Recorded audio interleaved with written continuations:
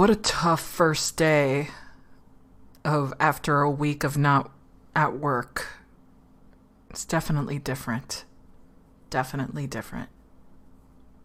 Let me pull up Steam because I have not done that at all. I just turned on the computer. It's like, okay, that's enough of that. That's enough exercise and all that good stuff. Alright. Time to play game. What is this?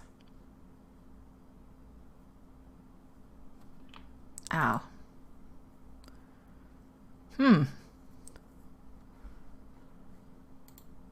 CyberConnect did a little furry game. It looks pretty cool.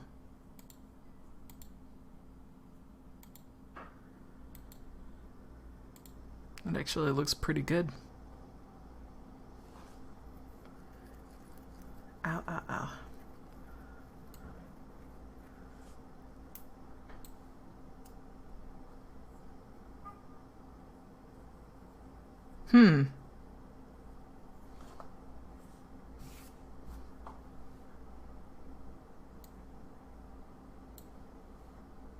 Add to wish list.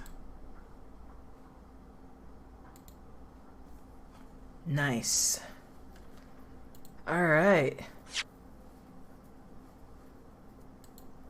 Thank goodness this actually works really, really smoothly.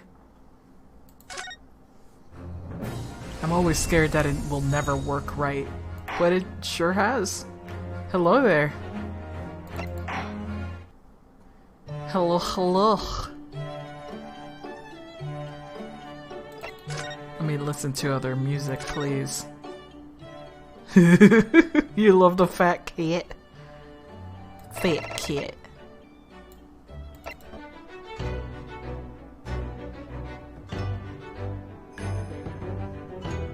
Just listening to some good music while I wait for a bit.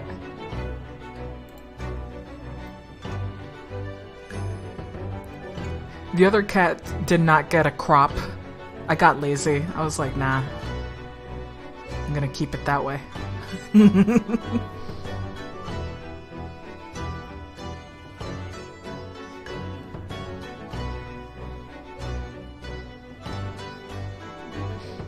Oh man.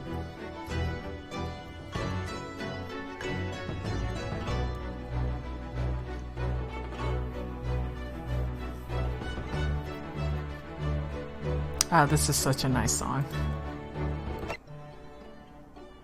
Let's see. From the vaults. Oh yeah, I forgot that some of these are kind of spoiler. Some of these are spoiler, so I'm not gonna do that. Let's go back.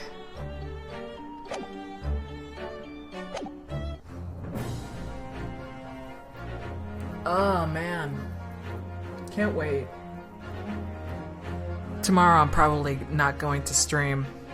Just to relax a little bit. Job is pretty shit. It's as crappy as I remembered. I'm like, wow, a week away from this job is definitely not enough. I don't ever want to go back, that's for sure. Unfortunately.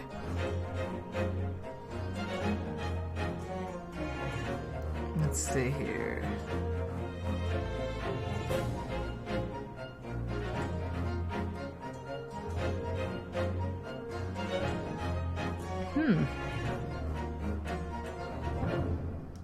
Yeah, it's just not a fun job in terms of, like, you talk with a lot of entitled people.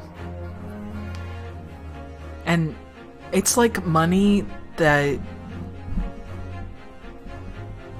you feel... I don't know, it's weird. It's just so weird because it's about pensions. Pension plans that no longer exist because companies decided not to risk themselves, and you know, they switched over to 401ks instead of like sustainable pension plans. And for those who don't know, 401ks, they fluctuate based on the stock market. And you know how good that's been going.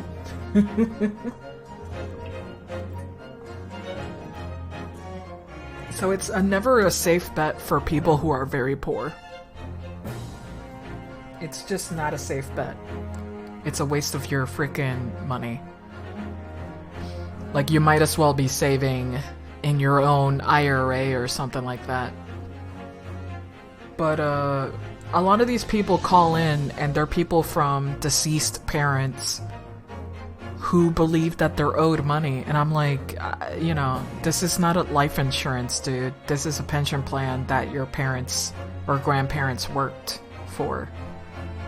So I'm sorry if you thought that you were going to be owed something, but there's really nothing here that they're going to pay you.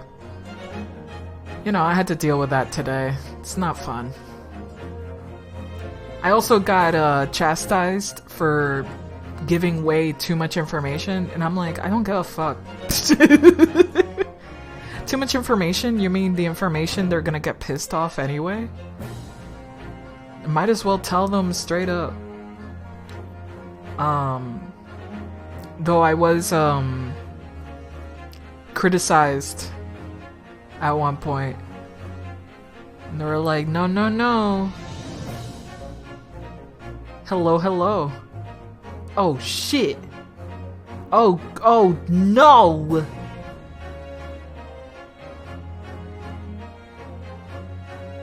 Oh no. The other cats are around. If I feel like we need more sadder cats, we'll put sadder cats. Kids.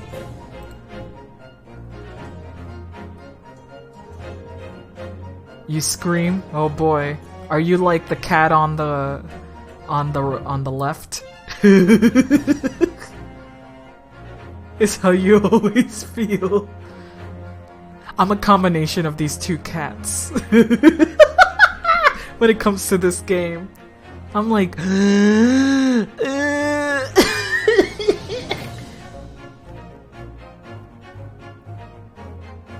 just scream. I have another cat, but it's gonna be for special occasions, maybe. It depends. I really wanna continue. We're gonna be in the trial, oh shit, we're gonna start the trial already. Oh boy. Hello, hello. Second trial with Mr. Soseki Natsume. My god, this man. No wonder he wanted to leave already. I would leave immediately. You're in the middle of watching Naja? Which one? Naja Reborn or Naja, the 2019 movie? The new one? Aw, New Gods is good. I prefer it over Naja 2019. Both of them are on Netflix. Both of them are on Netflix. I watched both, and the one thing that keeps disturbing me is that for whatever reason, Naja, Jiangxia, I forgot the name of the other movie. What was it called? A Wish Dragon.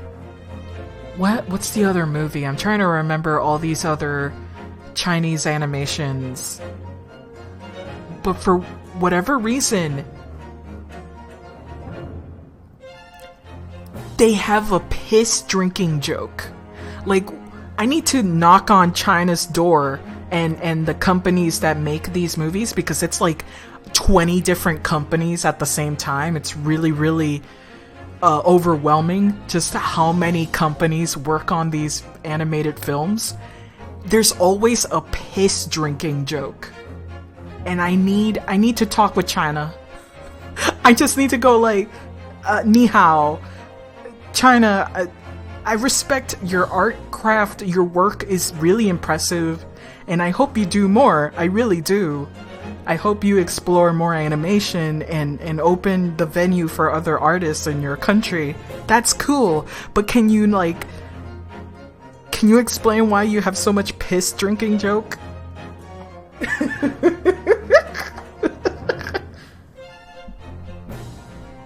Oh, jeez. I just finished watching all the available VODs. Oh, Jesus. Because I really like how you appreciate the game's charm and detail. Aw, thanks. I really like this game.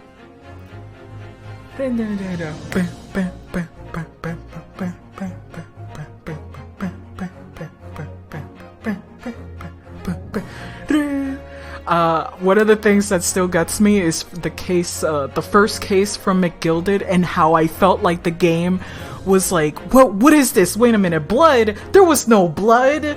And when you check the omnibus again, there is blood all of a sudden. Like, bitch! And it's part of the story, and it's like, actually not lying to you, you were correct in thinking that there was no blood before. That's fucking great. I really appreciate that from the game. That is, mwah, good shit. Good shit. Really like that. I felt that that was A+ writing, especially if you were observant through the omnibus and you go like, wait a minute, something's wrong. Like, the blood looks way too fresh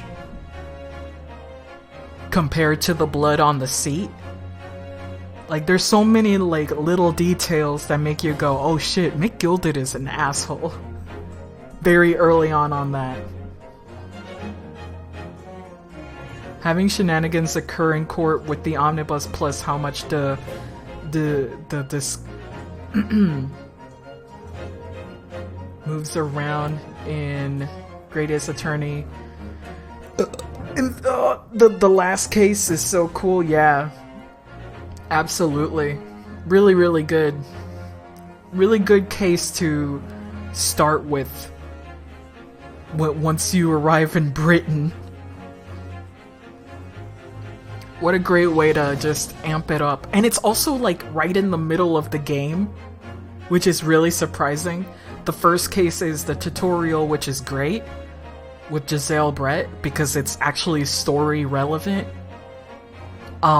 Second case, freaking Kazuma gets Mia'd. I hate that. That's the term that I'm going with, because I think Kazuma has far more character than Mia was able to get in her first case in the first game. Stop saying that. Getting Mia'd. And then suddenly McGilded's case, and it's like, whoa, the stakes are high. Oh man. I know he's not dead. Like, my friend made it so obvious that Kazuma is not dead with the way he was talking to me. I'm like, dude, you're revealing your hand way too easily. You're revealing yourself far too easily. So yeah, I'm pretty sure Kazuma is gonna appear in some shape or form, or be hinted at being alive. You can feel the winds of change. But I don't care, because I think your friend is fucking with you because my super... Dude, I'd be so devastated. No joke. I'd be so upset. Because honestly, if he's like legitimately dead, I'd be like, what a waste of a great character. Just like Mia. Mia is a waste of a great character. Even though you get to play as her in 2 other cases, I believe. You get to play as her for the Dahlia case, and the dude who was Dahlia's boyfriend case. Those 2 cases. I prefer the Dahlia case over the dude who just goes ahead and commits suicide in court, which is really fucked up. I was messed up as shit, but... damn. Definitely not Mia's greatest moment in the story. Felt really bad for her.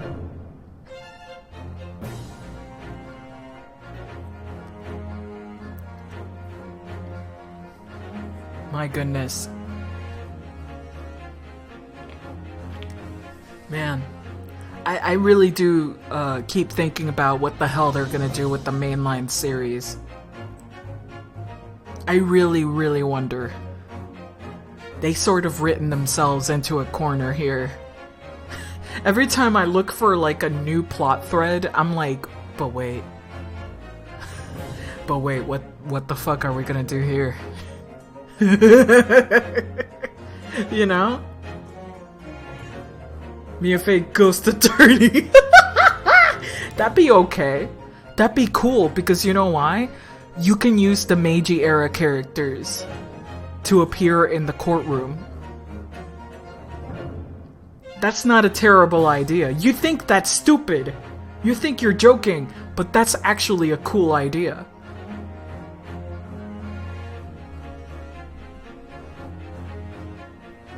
I would totally dig that game. And maybe there's like a medium, a different like family of mediums that you can follow through and try to investigate these souls and their tragic pasts. This is how Kasuma comes back. No! It's like, does the leg move? What the fuck? Like, the fact that Enma is referenced as the Japanese judge, Mr. Jigoku, I think is Jingoku? Seishiro? Like, the fact that he looks like the god of death is so apropos. Like, imagine a Shinigami judge. That's awesome. That can work. Legit. That can legit work.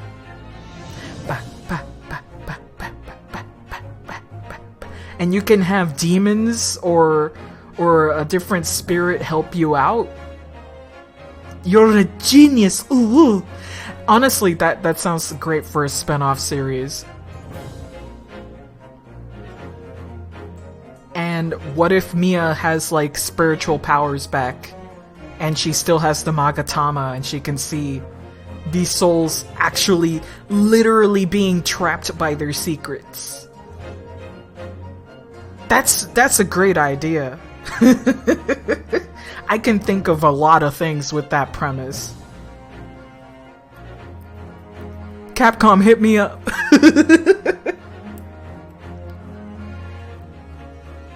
Like, you guys know A Christmas Carol, right? You know, his partner is all like chained up, ball and chains and all locks and shit. You can actually make those the spirit locks. The psych locks, I should say. The psych locks. Like, and the ghosts are only truly free when the truth is out. The truth will set you free, quite literally.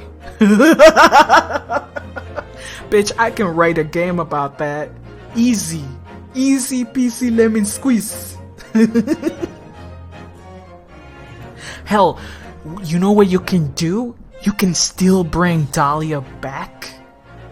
You can bring Morgan Fay back. Maybe not Dahlia. Maybe she's just too fucking evil that she's just in Tartarus or some shit. But Morgan Fay could be trying to, like, free her or something like that. You can do so much stuff with that premise. Anything's possible.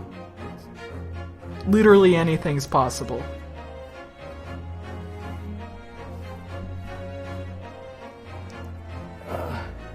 Da da da. Bra da da. Ba ba ba.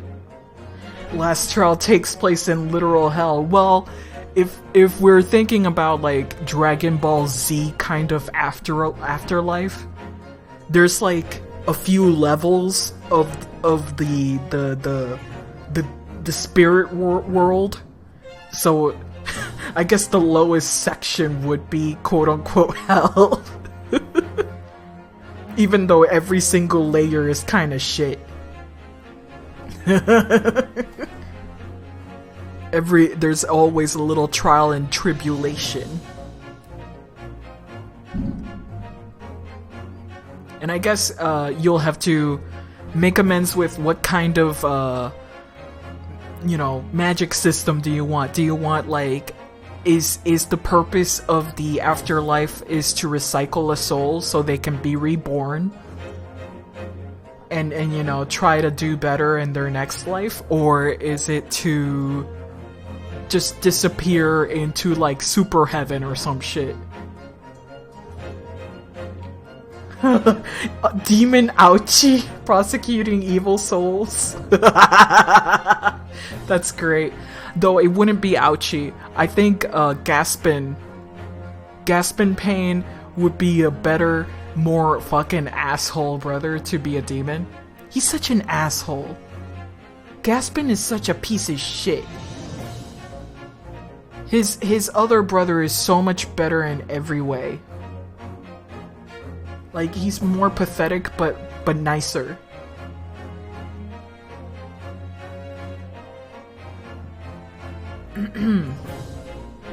Turbo hell. Like, you gotta remember, Gaspin was totally cool with Phoenix getting killed. Because of the laws in, Kurain. He was totally cool with that shit. He's an asshole. Such an unlikable dude. At least Ouchie is pathetic, but he does feel like he has some kind of honor. Some sort of honor.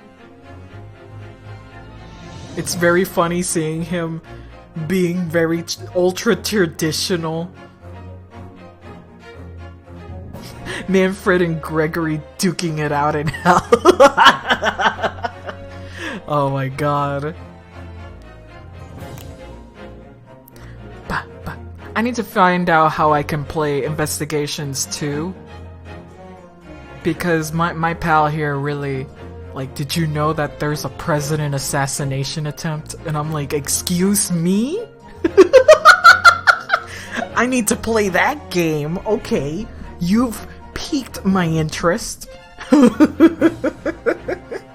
That's all he needed to say to make me interested. Now I really want to play it.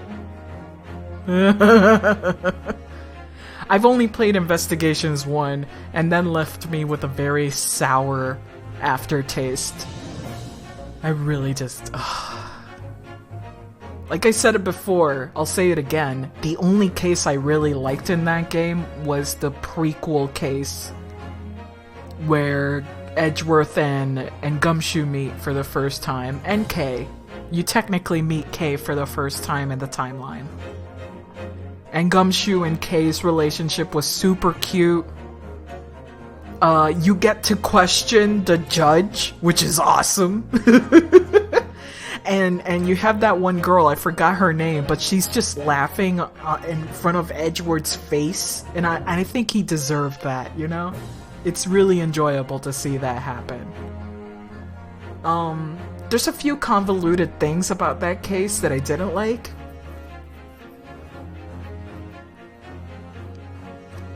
But overall, that case was really good, especially the moments that you have with Manfred, I think are very important to establish his relationship with Edgeworth. It's very interesting that Manfred was totally like, oh yeah, you can do it. Don't worry about it. Just do it, and you'll do it perfectly. It didn't really feel like he was, you know, pointing a gun at him. It just felt like a very, very proud father being extremely strict, but not overtly cruel. He's cruel, but not for those reasons. And I thought that was really interesting. I may be reading too much into it with how it was written, but that's what happens when you read into it too much. What was the other case that was kind of okay? I don't remember much. I wish the last case wasn't so shit. There's like one moment in the last case where the Yatagarasu shit was awesome. Where they're like, oh, the Yatagarasu is 3 people! And I'm like, oh, that's fucking cool! But then they ruin it. Because, my god, the Rotate.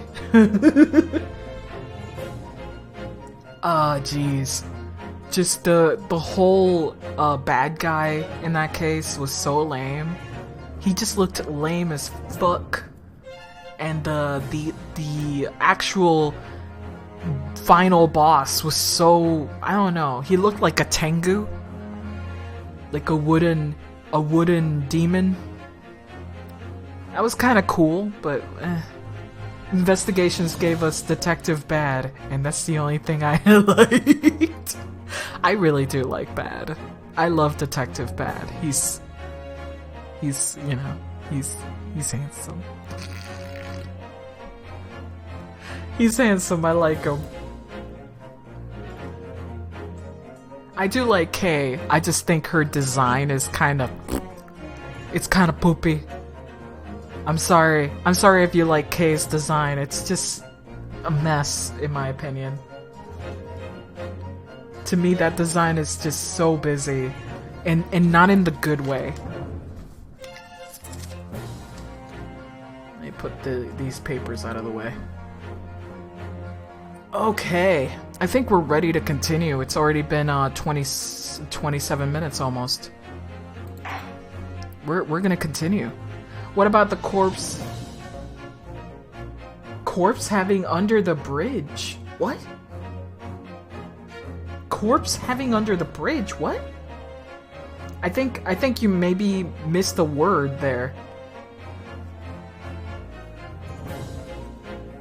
The corpse hanging under the bridge. What are you talking about?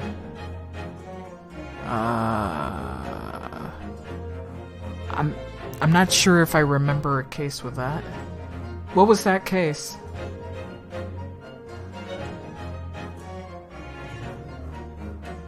Oh, are you talking about... That wasn't the corpse hanging. That was swinging.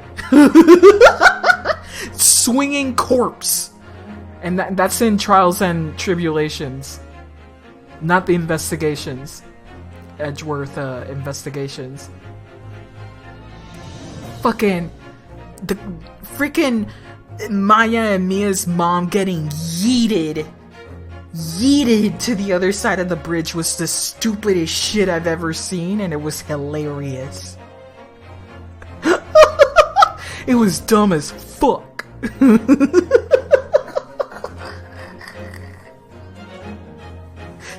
Because not only was she swung under the bridge to the other side, it's implied that she was thrown so hard that she got up and then fell flat down to the other side of the cliff. That's so stupid. Like, there's no way that could have worked. It was rad. No, it wasn't rad. It was stupid. Also, the bridge was on fire. That's even wilder. Ace Attorney is dumb as hell. No, nothing will beat. I think that's stupid, but in a, like a hilariously stupid way. But the one case that is just the reason for it being the way it is so dumb. Is Turnabout Big Top, where the cape magically falls and hangs on the bust. That was stupid as shit. That was fucking dumb. Oh man, that was stupid. The way they go like, you're not saying that it happened this way, and then they showed this tiny little animatic, and I'm like, no, this is so dumb. Oh man, I'll never forget that. Okay, we're in court already. Good. Old Bailey. It is freaking 9:23 a.m. 22nd of February. The Old Bailey. This place always makes me feel strange. I seem to get chills down my spine and break out in a nervous sweat all at the same time. Ryunosuke. get a towel. Well, I didn't think I'd be back here so soon. Says Soseki, yeah. Good morning! Ah, good morning, Mr. Natsume. It was only 2 days ago that I was declared not guilty here.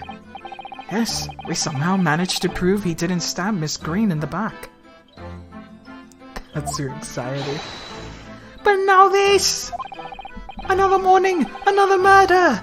And here I am again in this hellhole! Well, to be fair, it's not a murder. At least it wasn't a murder.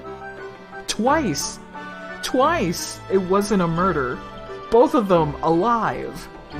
So, Soseki, at least you know, they're alive. Can't keep coming to court! I'm beginning to think he's right. It really does seem as though he's cursed. So sexy? I did not say that. Mr. Naruhodo, I'm afraid I have bad news. Oh! What's the bad news? Mr. Natsume, good morning.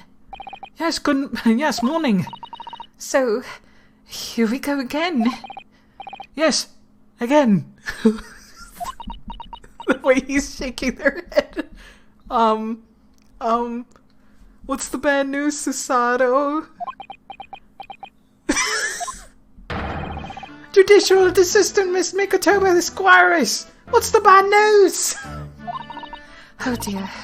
You heard, didn't you?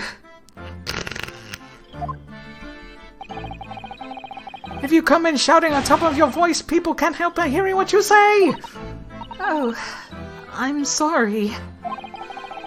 You've done nothing wrong, Mr. Sato. Now, what is it? Oh boy, is he actually dead after the whole poisoning shenanigans? Well, it seems that the prosecution in today's trial... well, okay. I mean, it's gonna be Van Sykes. Will be led by Lord Perrick von Sykes. Of course it would. I mean, wow, that's not a shock to me. Van Sykes. And I'm never gonna say Sykes. I know. Oh, no.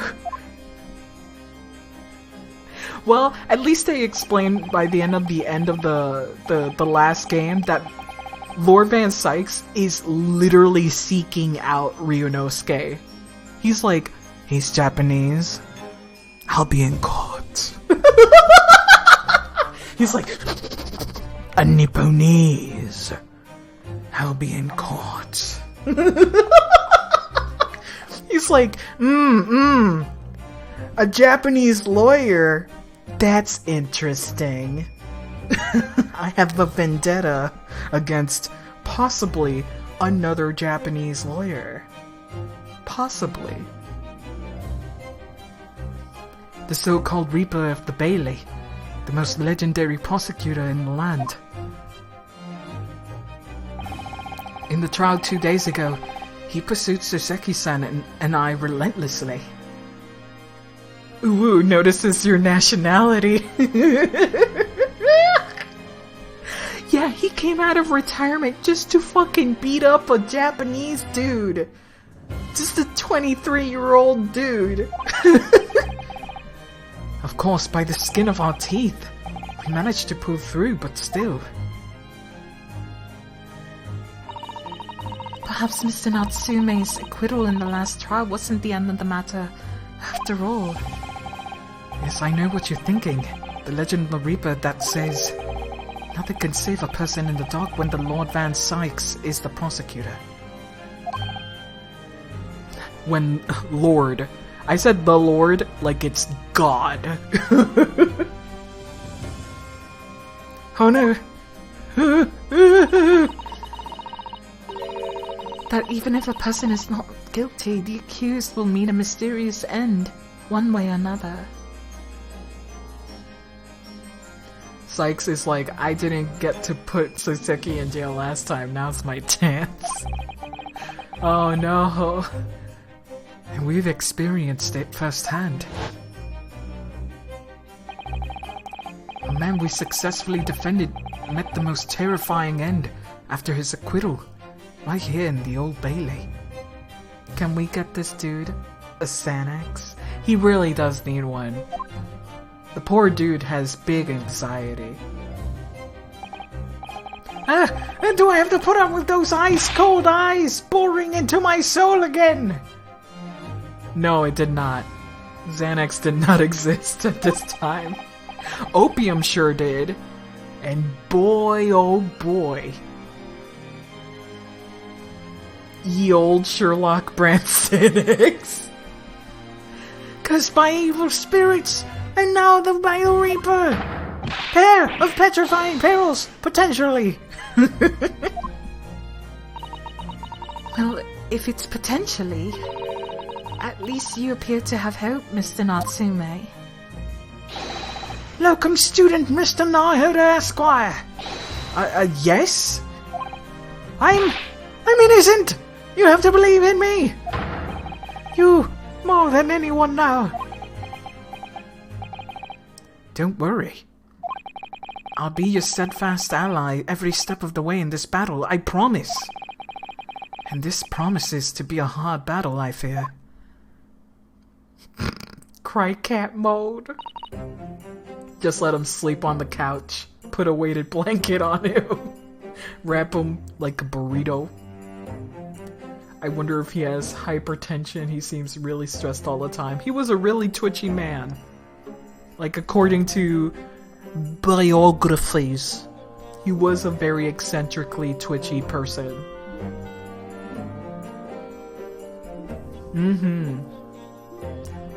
Well, the trial is scheduled to begin shortly. We should move into the courtroom. Let's go. Yes, I forgot to say. I'm afraid he won't be able to make it. Mr. Sholmes, I mean. That's probably for the best. Oh! If he were here, I might be tempted to rely on his help. And that could be seen as a weakness. If Lord Van Sykes were to notice, he'd prey on it mercilessly. Oh, Ryunesuke is like, no. No help. At least, that's my gut feeling. Mr. Nahodo. You're right. Yes, you're so right. Oh, well said, locum student Mr. Nahodo Esquire, well said. I swear on this sword at my side and the spirit of Kazuma that it harbors. I'll show him what a Japanese lawyer can do. I'll set you free, with honor. Oh yes! Here we go. Time to slice people up with that sword, hell yeah. Unsheath your sword, Naruto. Oh shit, you're subscribble? Don't subscribble to this channel, it's such a bad idea. That's a bad idea. Look at this guy. You've subscribbled! Shit! In the name of Her Majesty the Queen, I hereby declare this court to be in session. I now call upon the counsels for the prosecution and the defense to declare the willingness to proceed. You know what I miss? I miss when the judge was silly. The judge is so much smarter in these games. I want more dum-dums. I want more dumb shenanigans from the judge. Look at this vampire. The prosecution is ready. The defense is ready, my lord. Readiness for the trial, my learned Nipponese friend. It's not what the defense needs.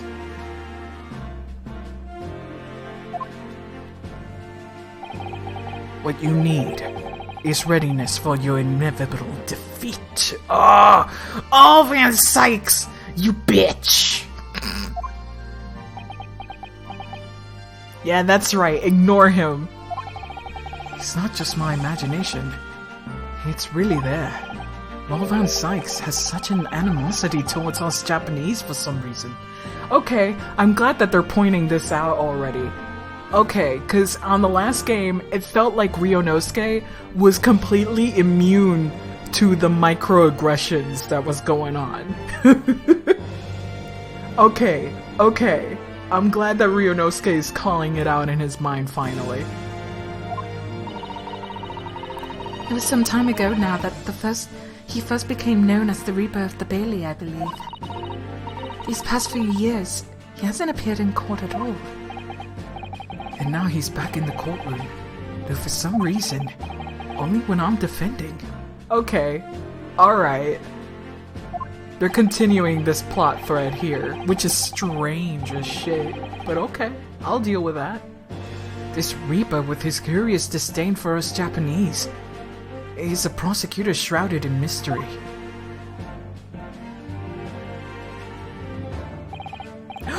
You found a lump of something? It's called salt. Oh yes. Maybe you'll find some shrimps. Mmm. The delicious tumor. Oh! Oh!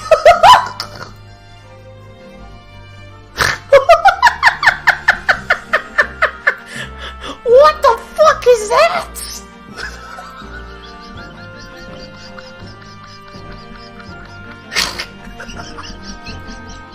I didn't expect horror!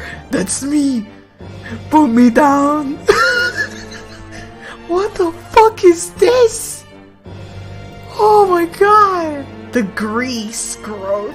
A whole ass grease rock!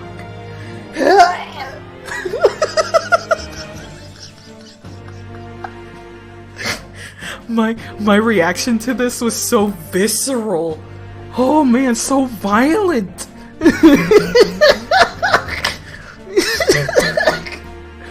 Oh my god! I'm like, you know, I'm like this fucking cat, just ah! You know? What brand is that so I can avoid it? Oh my god! No, that just looks like grease. That looks like burnt up grease. That's what it really looks like. Kettle brand chips.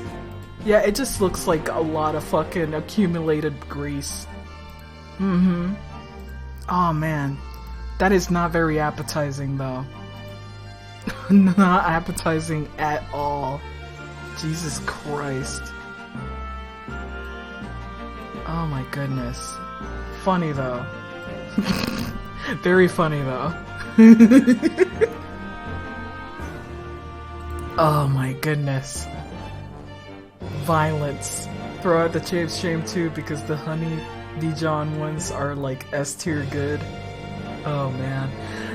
That's really doesn't hold a candle to the one time I opened a Frito-Lay and all the chips were green.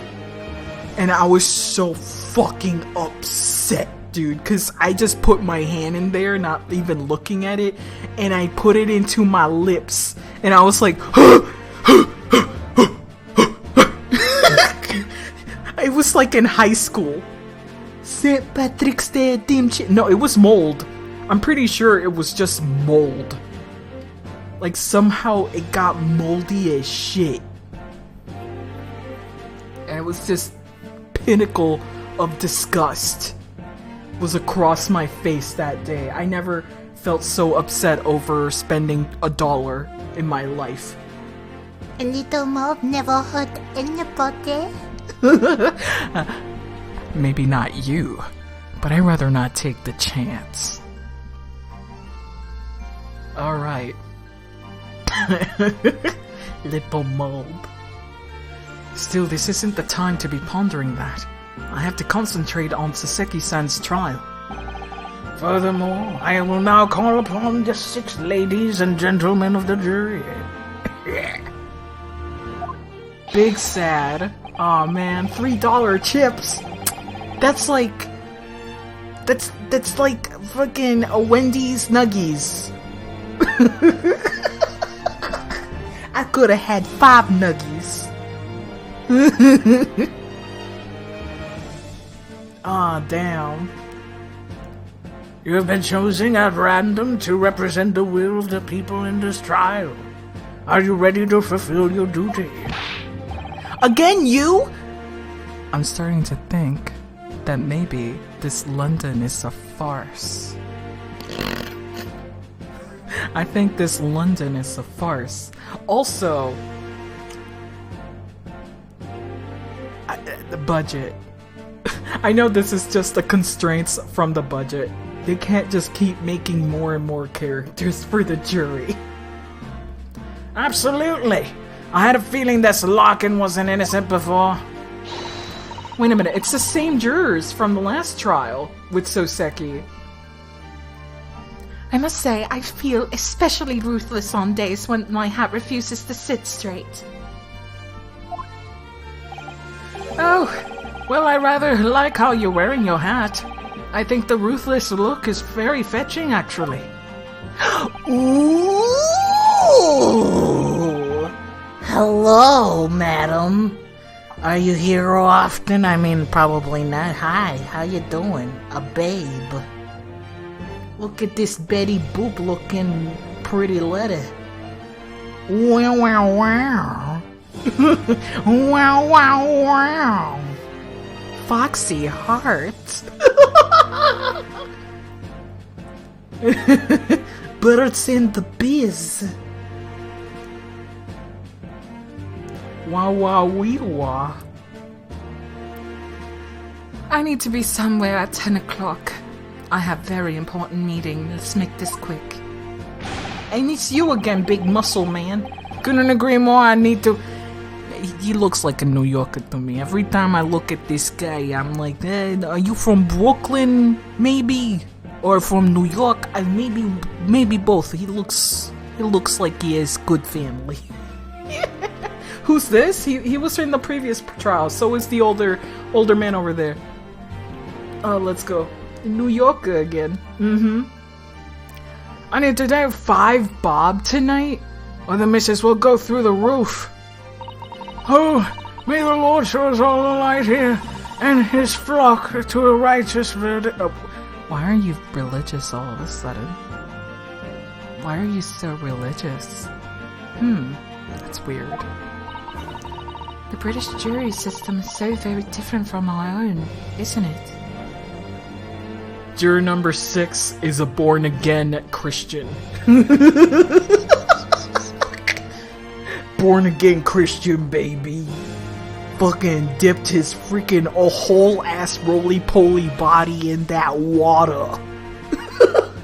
He saw the bowl of holy water, he just dipped his whole ass in there.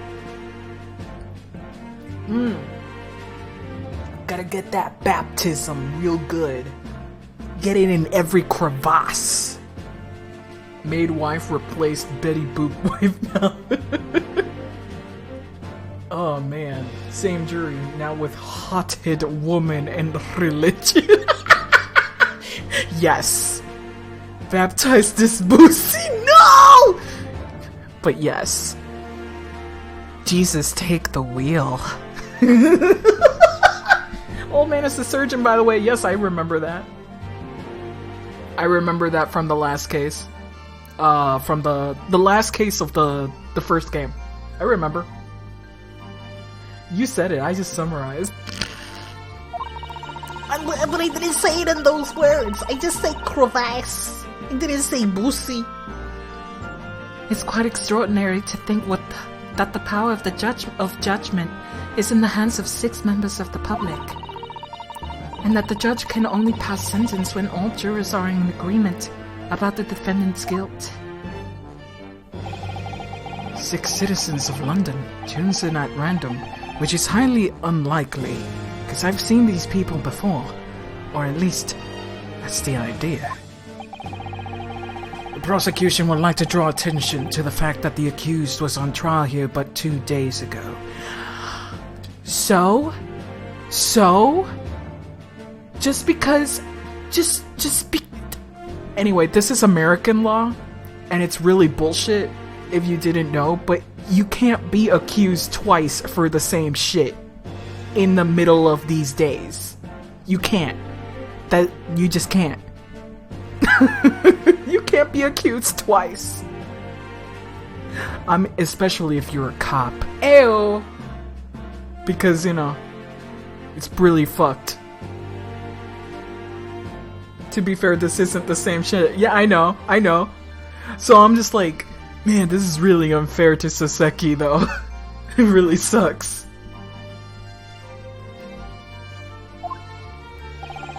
Accordingly, where possible, the same jurors have been asked to return for duty today. But not all of them were the same, but okay. Very well. Let us commence the trial. Lord Van Sykes, your opening statement, please. Ladies and gentlemen of the jury, it is not the intent of the prosecution to cast doubt over your last decision. However, the innocent verdict afforded to this eccentric Nipponese before has had dire consequences. Did the accused repent for his wrongdoing in that affair? Far from it. Oh, you little gay man. Well, he's not little at all, but I'm gonna say little because you're a poor character, making you small. Pours wine over his face and calls him little Japanese baby man. Wow. Soseki be like, double jeopardy, and then Sykes kicks him through to the floor. No. Poor Soseki. Instead, he used his freedom to perpetrate a most blood-curdling crime. Namely that of the attempted murder of his neighboring lodger, an innocent Englishman. To explain the circumstances of the crime, the prosecution calls its first witness to the stand. Is it gonna be the... Oh my god. The detective responsible for investigating the scene, and the accused himself. Okay. Come here, Gregson. Make me hungry.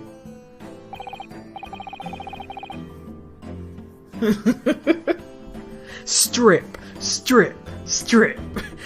Oh my god, loosen the cravat. Your pauldrons. Oh. The cravat stays on.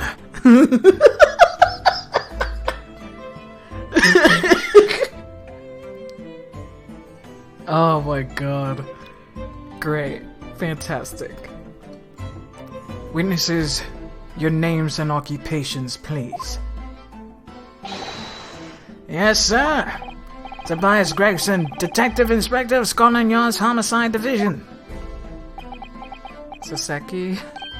Soseki Natsumi from the Empire of Japan. As a lesbian, I'm immune to this man's stripping. He is powerless against me. Unfortunately, I'm weak. Please shield me with your lesbianic powers. Oh man, I need Ace, the Ace people, come over here. Come over here, shield me from this man's sexiness. My government ordered me to come here as a student to study your language and culture. Mr. Natsume? That's not his voice. Fuck!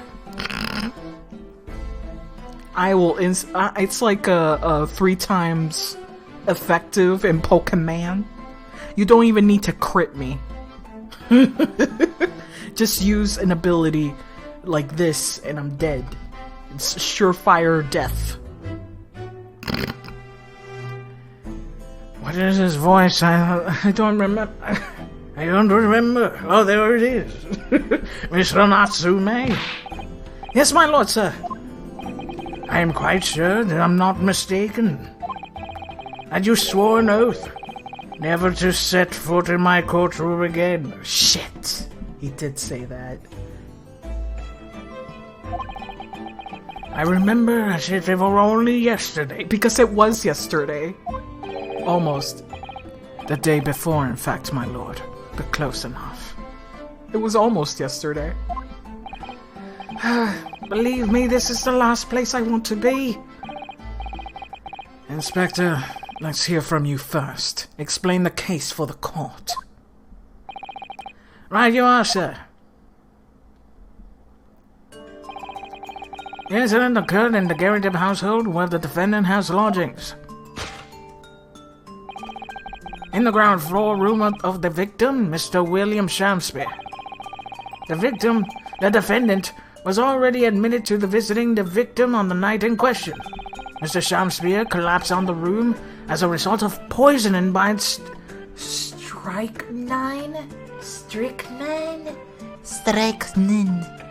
What is the fuck? What is that shit? Can somebody Google that? Somebody Google that shit. Strychnine.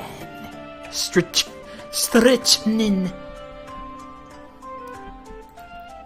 Let me Google Leo. Let me Google Leo. Strychnine. It's a real thing.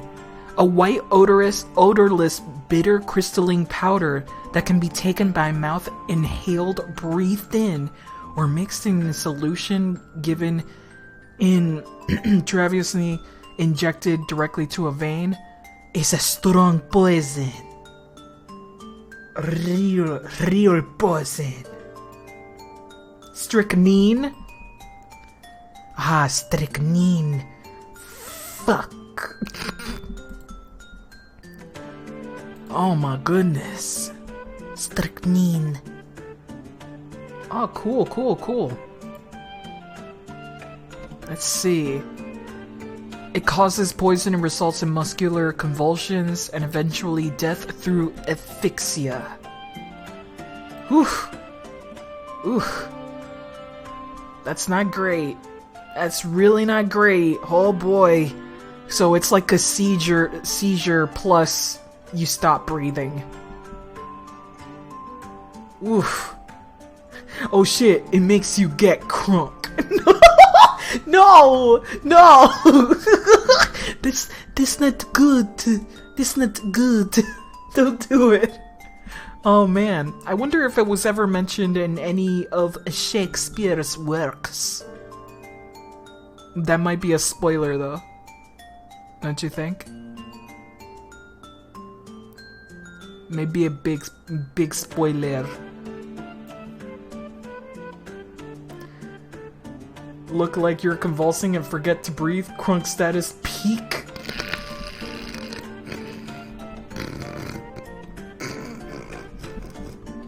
No. That's so bad. That's so fucking bad, dude. I hate it. Asphyxia is a fancy word for suffocation? Yes. Yes. Technically, yeah. I mean, I don't know if there's a clear difference between the two.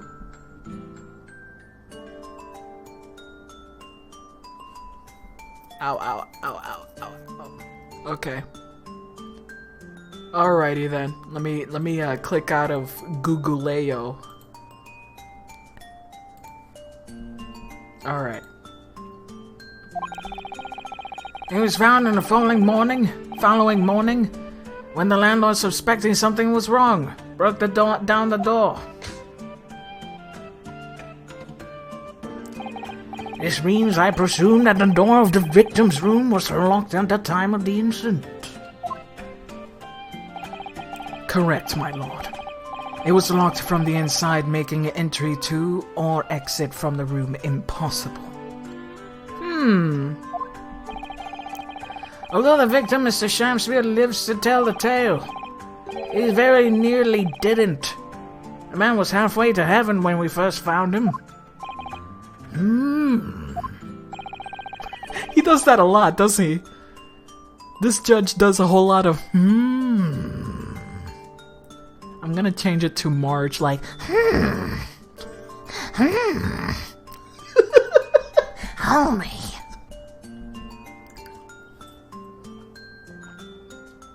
Oh, jeez. It was the first order of the scene, my lord. And I have photographic print here that I took at the time to show how it looked.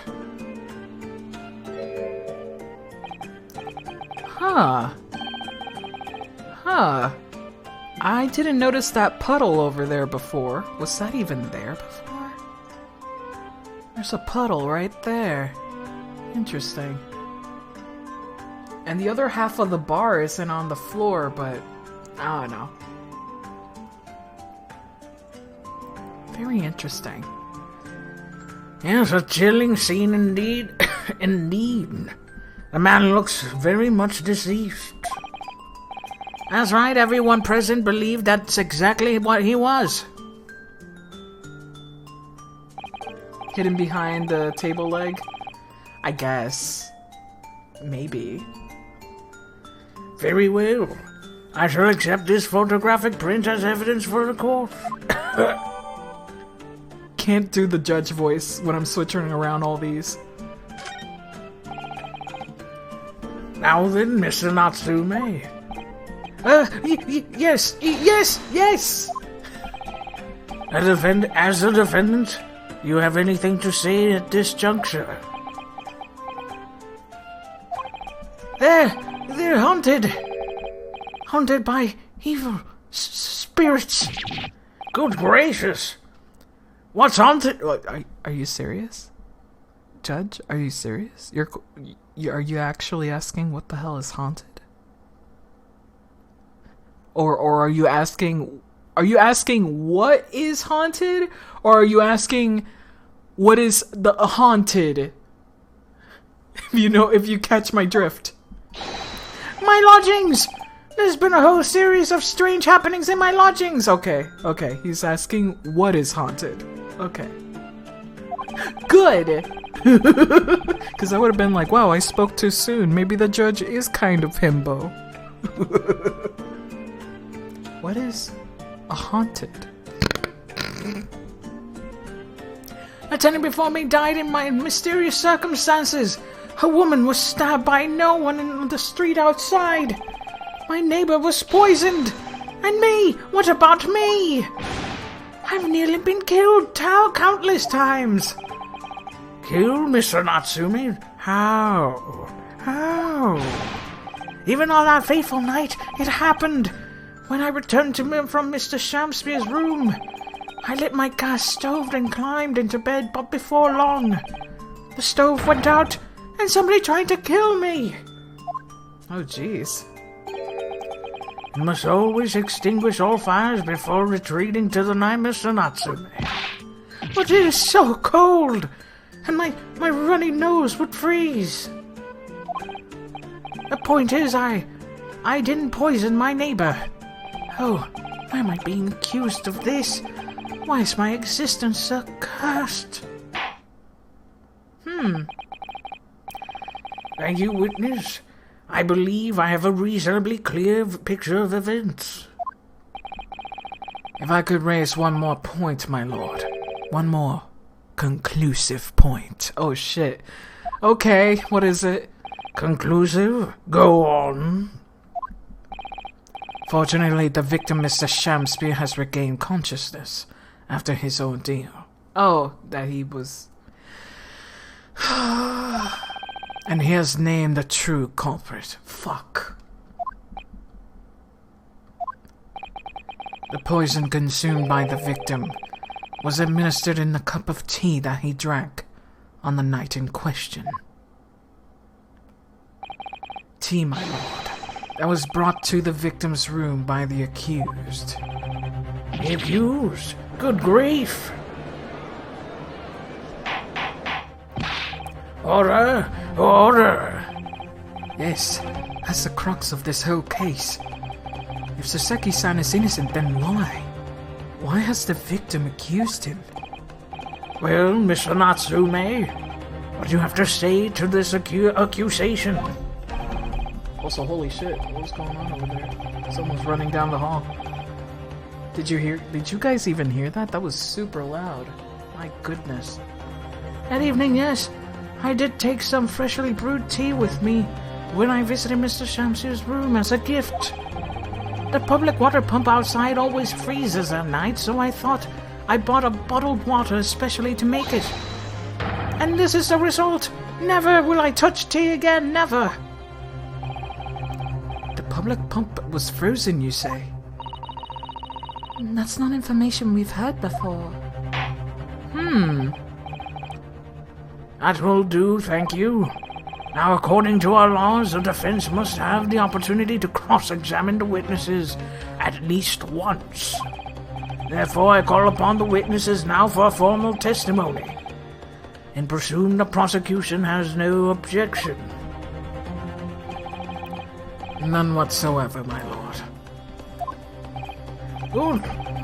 And you will give your account of the events on the night in question to the court now. Yes, my lord. Here we go. The catastrophic night. It was around 9 o'clock that evening when I visited my neighbor, and I took some tea with me as a gift. We had a heated literary debate over a nice hot drink, which after I went back to my room at around 7. My tea was completely harmless. He couldn't have locked the door behind me otherwise, could he? Strychnine takes some time to take effect on the body. People don't keel over immediately after taking it. The victim could have been perfectly able to lock the door after the guest left. The argument still stands. Shit. Yes, I see. It all seems relatively straightforward. So, he's saying that he drank tea, but we only saw one tea ring. Excuse me, but that testimony does raise another crucial point, I think.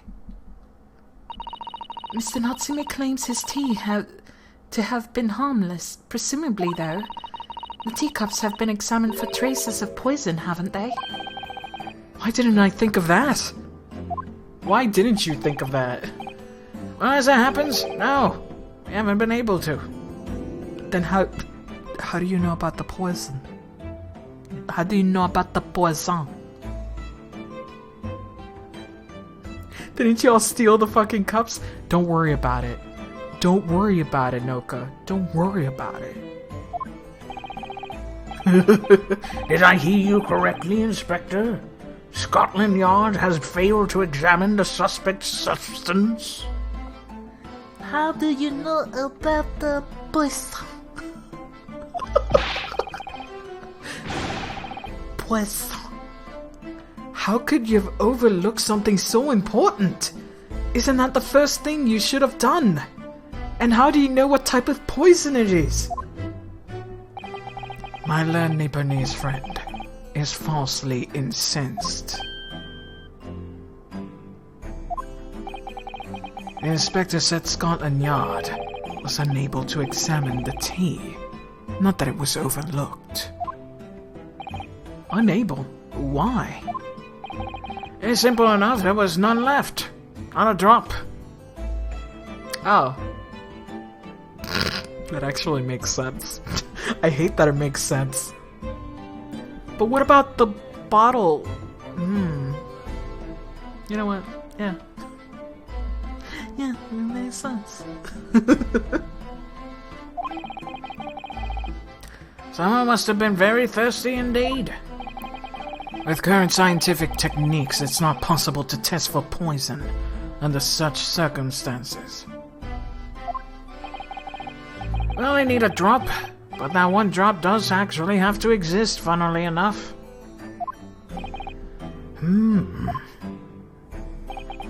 See what I mean? The judge's new freaking phrase is the lack of examination notwithstanding.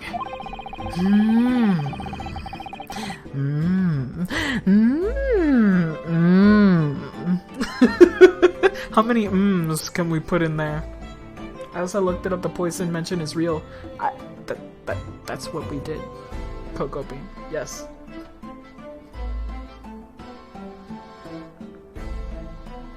Maybe you were. Oh shoot!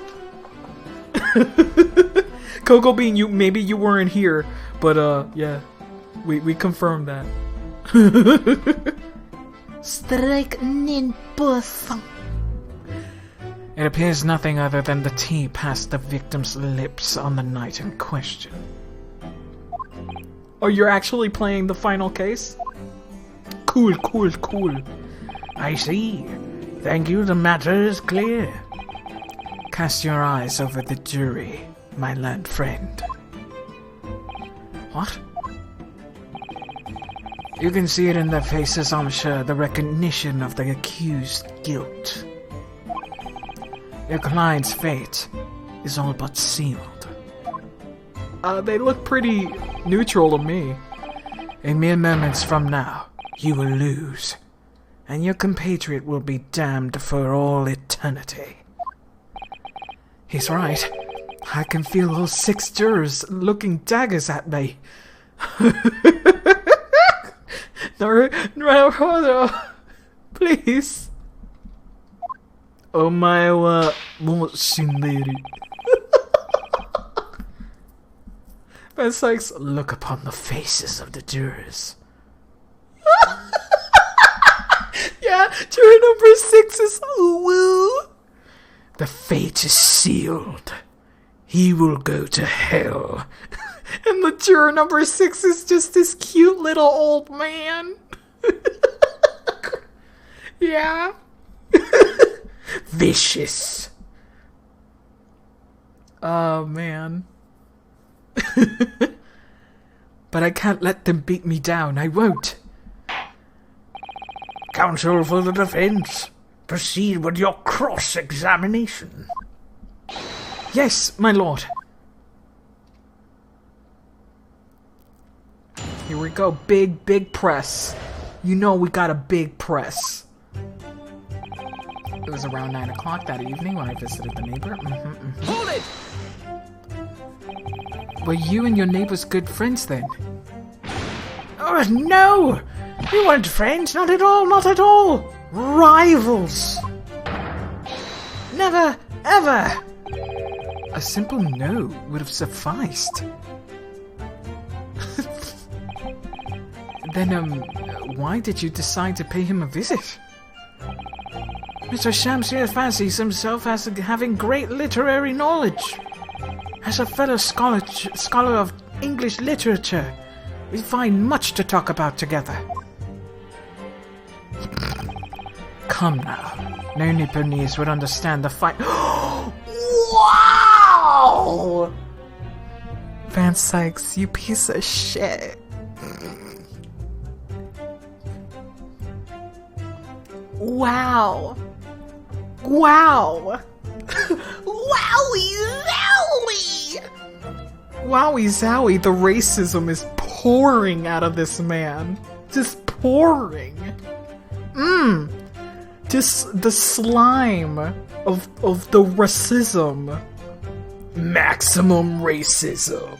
Well, not really. I think this is like level 2 on microaggression.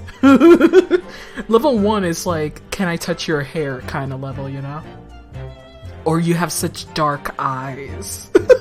Where you're from. That's like level 1 microaggression. Level 2 is like, you can't understand our culture. We're too different. That's like, oh, you're getting close to maximum racism here. Man, Sykes. Do any microaggression, he's just aggression. I mean, yes, but not like 100% full aggressive, you know what I mean? It could be worse. This is bad, but it could be worse. Oh boy, oh boy. Oh, understand the finer points of English literature. Smell a fucking nasty cheetah dick. Suck a donkey's ass. Man, Sykes. Yeah, level 3 is like just full like slurs. There's only 3 levels. There's only 3 levels, guys. More than that is just hate crime, you know? It's just full-on hate crimes. Claiming a man studying English literature couldn't understand it because of his national is max aggression. That's why there's only 3 levels. I'm sorry if I implied that there was like 10, but there's only 3. It's wow, you're a dick. Wow, you're a fucking asshole. Oh, you're just evil. Those are the 3 levels. Sykes threat 100%. And on the night in question, I'm just going to ignore what you said. That was the topic of conversation as well, I presume. It was on the day of my last trial, when I was acquitted. I just arrived back in my lodgings. When I ran Mr. Shamspeare outside on the street, that was around 6 o'clock. We exchanged 1 or 2 pleasantries, but it soon turned into a heated discussion. He was on his way out at the time, though, so I promised to visit his room at the evening at 9 to continue our debate. But did I have ill intentions? No! Not 1, not 2, not any! Not at all! Never, ever! A simple no would have sufficed, I feel. And tell the court what did happen when you visited the victim's room. Oh boy. Sykes is trying to seek a path beyond the 3rd path. And this is a level further beyond. I'm just imagining Goku. But it's like a racism meter. Oh no! Goku, no! Son Goku. Oh god. Alright. I'm losing it a little bit here. Let me drink a little bit of water. He's like, how could you ever understand Artemis Fowl? I mean, isn't Artemis Fowl like Irish? I believe Artemis Fowl is Irish. So even Sykes wouldn't be able to fucking understand that novel. Go straight Super Saiyan. Racism Sephiroth? Holy fuck. Hold it! A literary debate about Shakespeare's works, I think you said, didn't you? Shakespeare? Ah, a very worthy topic of conversation, I must say. Yeah, oh yes, my lord. Romeo and Juliet. Who was stronger? That's not the point of the book. That's not the point of the story. And I like that the debate is like, who would win? It's like, you know what? Is this a parody of anime fans? Whenever they go like, who would win, One Punch Man or Goku? Yeah!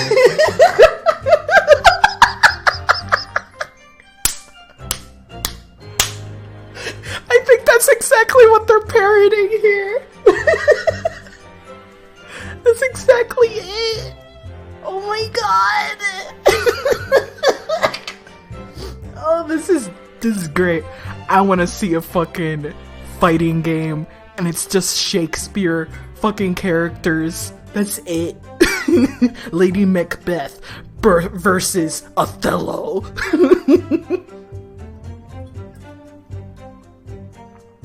Oh my god. Oh, that's great. Also, for those who haven't been here, Soseki is fucking Team Juliet. Cause, you know, he likes that freaking feminist juice just glug glug glug glug. Special moves would be... That'd be hilarious. Oh my god. This is great. I'm so happy. It was profoundly pleasurable parley. Romeo and Juliet. Who was stronger? I know I'm going to regret asking this, but how did the debate go?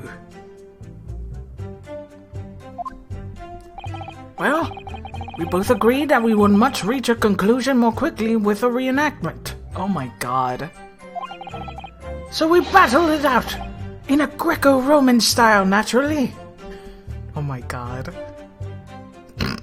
Romeo, where art thou, Romeo? It is to the east, and Juliet's the sun. Fight!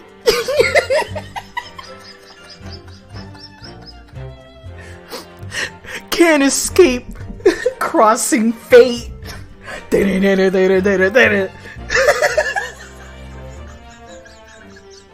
why is this making me laugh so much? Fucking RPing. They're LARPing. They're LARPing Shakespeare battles. Oh, woe is me. Psst. Oh, god damn it. I want this video game. I want this fake brawler that only exists in my mind. Can't escape crossing fate. God. 1 second, you're making a picture? Oh man, I still have it in my mind, like, the doctor says you only had 6 months. The clock says 90 seconds. Fight! Oh, so hype. So hype. That's the one! I love that goddamn opening. It's so good. Doctor said 6 months. The clock says 90 seconds. So good. I want a tier list that's just ranking the power of Shakespeare characters. I also want this. It was from a random generator. I don't know, man. There's so many, like, Henry V is kind of OP. I think Henry V, dude, he's kind of OP. Taming the shrew, but then you gotta think about A Midsummer Night's Dream, though. They have magic. How does this balance shit out, you know? Or can you kill them with just iron? Who knows? The Shakespeare verse needs to be explored. Oh my god. They're just gonna make superheroes out of them, aren't they?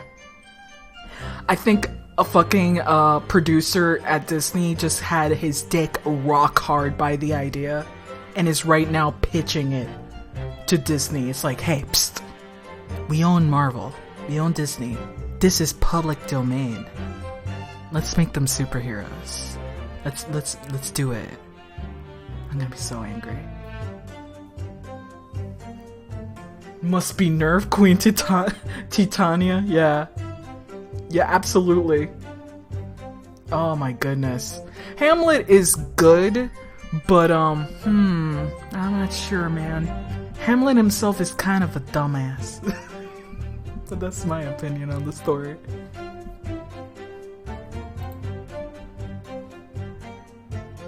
Send the invoice to God. Wait, I need to see this. Give me a second here.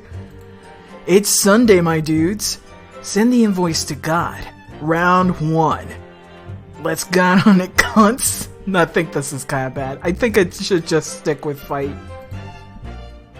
Born to die. Your fists are harder. First regret. Roll initiative. Without shedding the shedding of blood, the lights are on. Mission 1, Unite Up! Unite Up is from Wonder Woman. Let's see, last one, Diplomacy is Fail is also from Wonderful 101. Diplomacy has failed. The clock says 90 seconds. First engagement, get fucked. Okay, geez, a little aggressive, eh?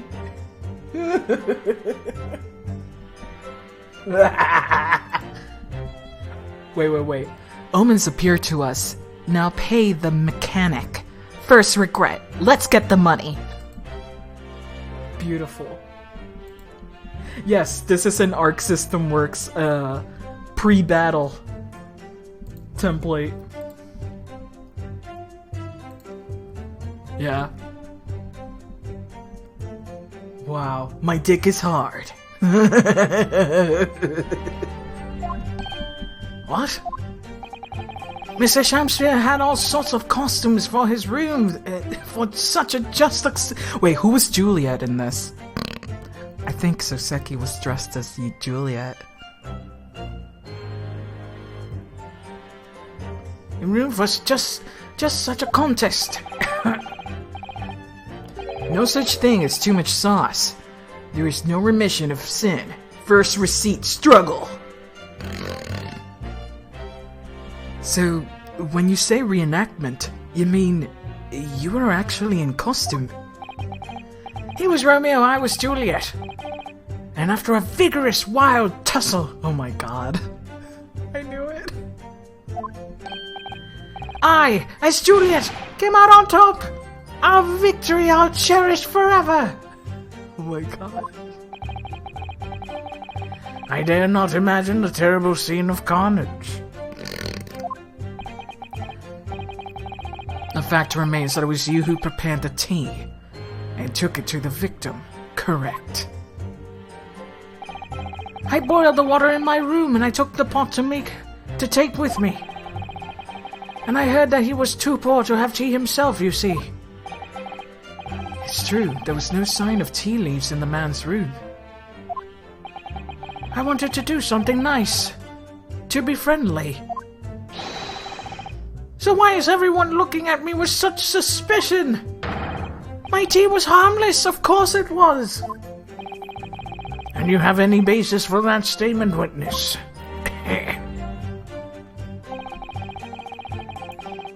Everybody's looking at him like, man, look at this fruity man. And his fruity ways. Hold it! Yes, there was not a drop of tea left in the victim's room anywhere, was there? That's correct. Anyone would think that the fellow had never had a pot of tea before. He must have licked it dry. Soseki just wanted to be nice and beat a man to death in unarmed combat. I think this is a case of, like, Romeo and Juliet's ending where he faked poisoned. Where she faked poisoned and Romeo is like, oh no, Juliet, my beloved, what is life without my girl? And then Juliet wakes up and is like, oh fuck, I guess I gotta do it for real. Okay. That's the ending, right? And as far as I know. That's how it happened. But probably should have left him a note.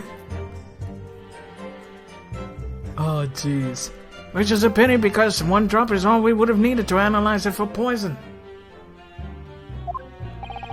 All he really needed to do was wait a few minutes, just like we did. And you say that you returned home to your room at 11 o'clock, Mr. Natsume. To smack the dead body. Oh no! Do you look at a dead person or you just... you just... you just slap it? What if they're really dead though? That would not be great.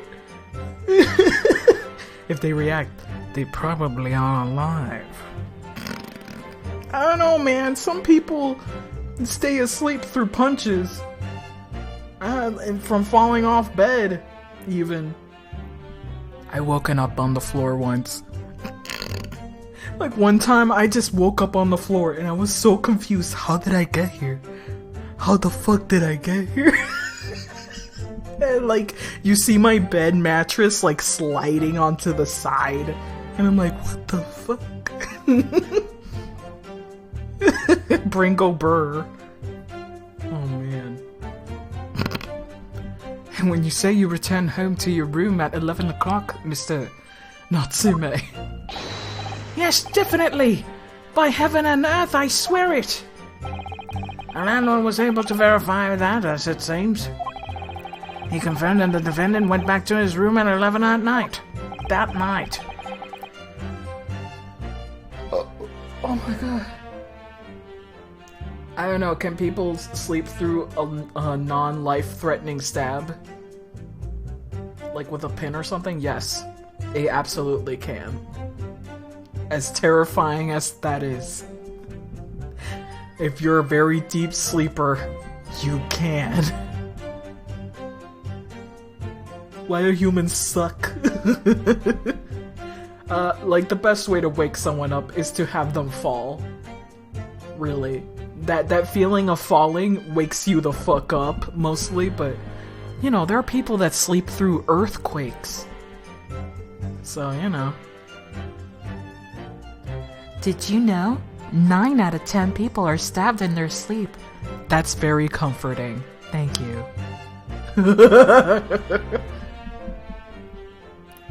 And this is not a land... How is the landlord able to attest to this? I can't even do his voice anymore. Oh my god. He, said it was the lamps, I believe. The lamps, Inspector. When the tenants turn on their rooms, they start using gas. The lamps in other parts of the house flicker. Yes, Mr. Garadeb seems to pay a lot of attention to the comings and goings of his tenants. There's only one key to Mr. Shamspeare's room. I know that for certain. So he must have locked his door himself from the inside of his room. The victim has confirmed to be the case, yes. So I'm right. My tea was harmless. Completely harmless. If you take poison, you die. Everyone knows that. That's not that simple, I'm afraid. What do you mean? Strychnine takes some time to... Okay, let's question that. How long does it take for the symptoms to appear then? According to the coroner I was speaking to at the yacht, about 30 minutes after the poison's consumed. Huh. When exactly did he bring that tea then? And the victim suffers violent convulsions, cramping, and stiffness, and eventually dies from asphyxiation.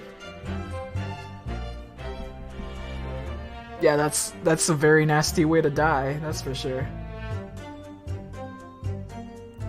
How long did they RP for? He had a discussion around 6. Then he visited at 9, and he returned back to his lodgings at 11. So when did they have tea? So there's a 30-minute interval between the poison is ingested and the onset of symptoms. There seems to be a lot of different types of poison in the world, that's for sure. Yeah, unfortunately there is. Oh dear, death by poisoning again. It's always so awful. 30 minutes is a long time. Tea was like at 9 since it was brought over?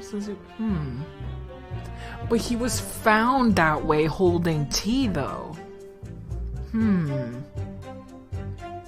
That's the confusing part about all of this.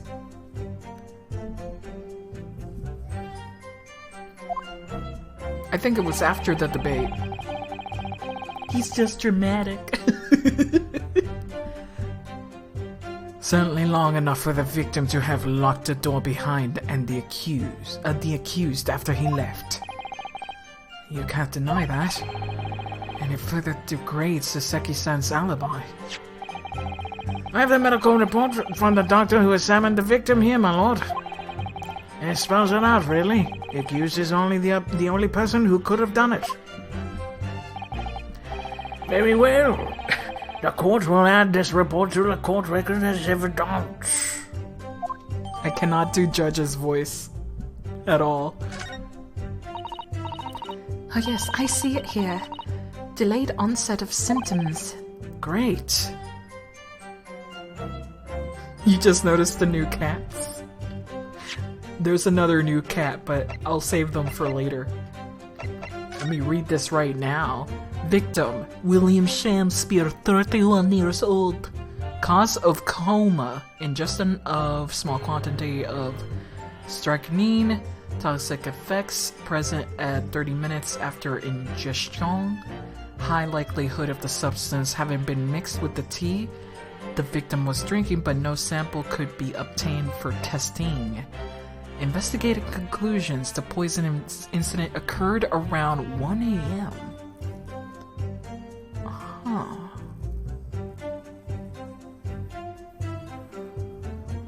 What the fuck?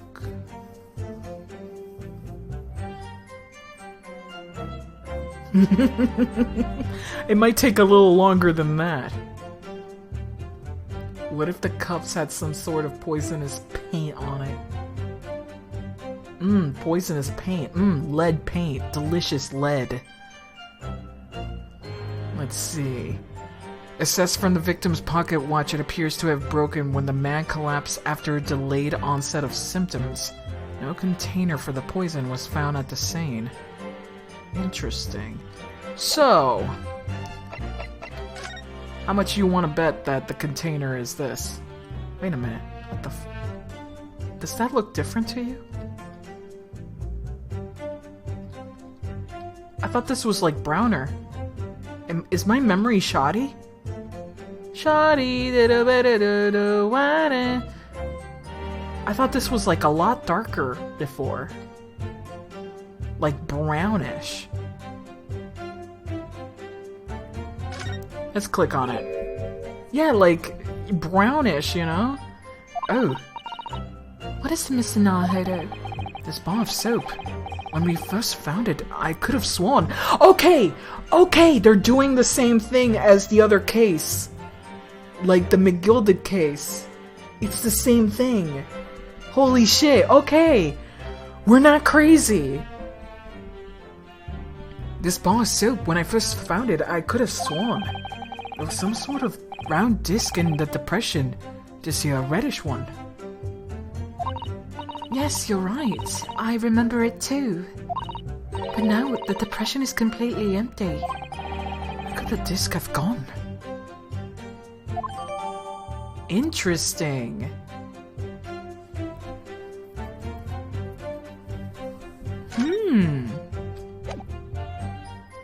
Actually part of the mystery here. Interesting. Okie dokie. Very interesting indeed. We already checked these out. Nothing to say about that. Let's look at this. We got one of these. We don't see the other bar, but maybe it's behind the hat.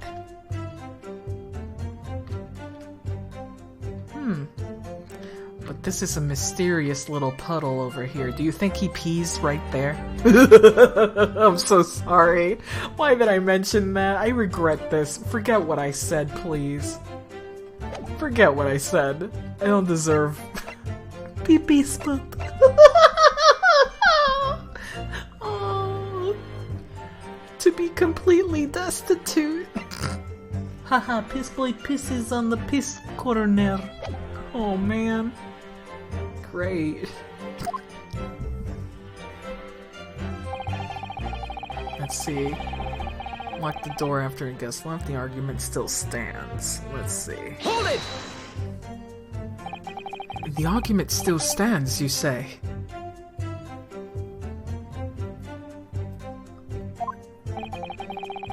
Is what Mr. Natsumi has been saying, isn't it?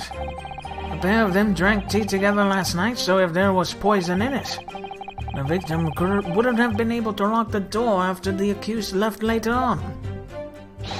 Exactly! Ah, me and my tea are innocent! Sweet and innocent, I tell you! Have you heard of Attorney of the Arcane? No, I have not. I'm afraid, sir, that doesn't follow. You see, strychnine is a slow-acting poison. Poison. In other words, it takes time for symptoms to appear. You could have left the room for 30 minutes after the victim drank the tea. And as long as you did that, Mr. Shakespeare could have locked the door after you'd gone. But no! We drank the tea straight away! The battle of whether Romeo and Juliet was stronger! That came after the tea! That came after the tea. Okay. Interesting. You have any evidence to support that statement? He doesn't. In my great homeland, the Empire of Japan, we have a saying. Drink tea while it's hot! That's not how you drink the tea, but okay. Attorney of the Arcane. Let me click on that. Let's go in the go. Oh, I see. Oh, that's cute. That's cute.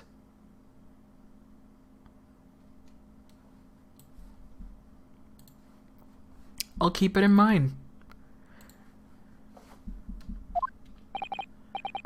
Sure, approval will satisfy the prosecution.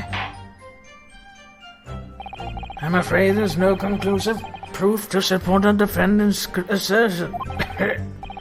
On the contrary, there are sufficient grounds to infer this guilt on this matter. No! That's the extent of the testimony, isn't it? Is it? If I could voice a personal opinion, Mr. Naruhodo. Of course, go ahead. Mr. Natsume's argument for his innocence so adamantly and so persistently. Yet Inspector Gregson just brushes what he says aside. It's really quite infuriating. I agree.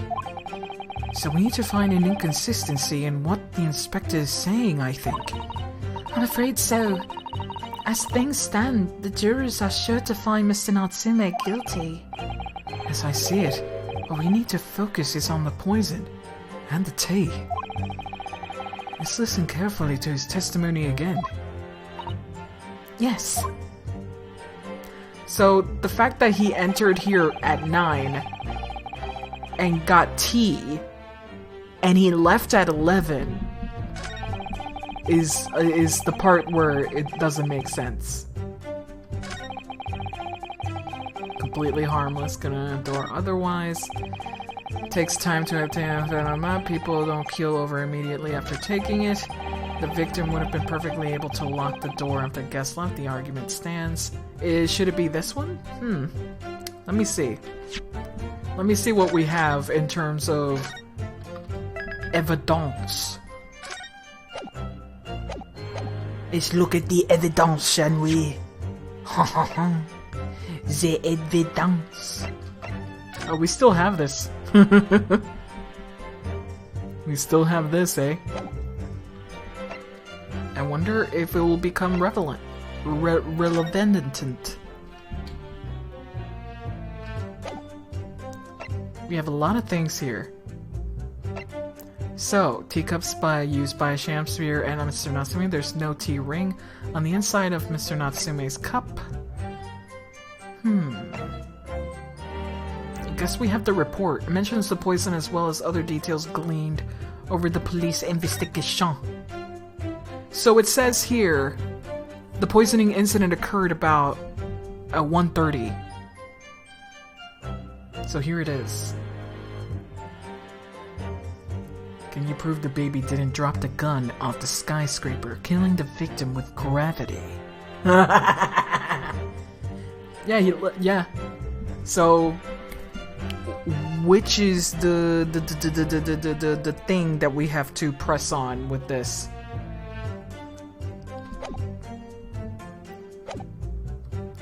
So, the victim could have been after he left, the argument still stands, or takes time to affect on the body, people don't keel over immediately after taking it. I guess it's this one that we have to do.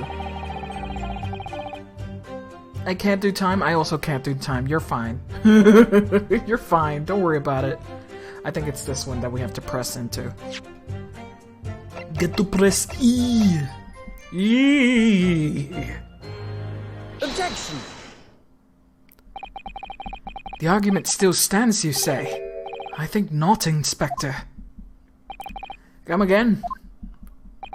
I think you'll find that you've overlooked a very significant chronological inconsistency here.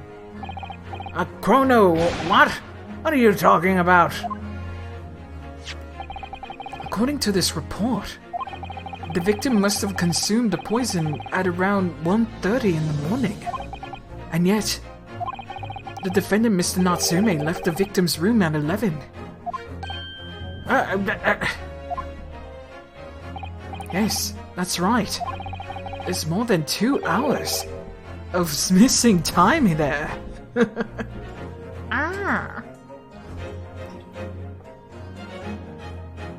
And 2 hours and a half.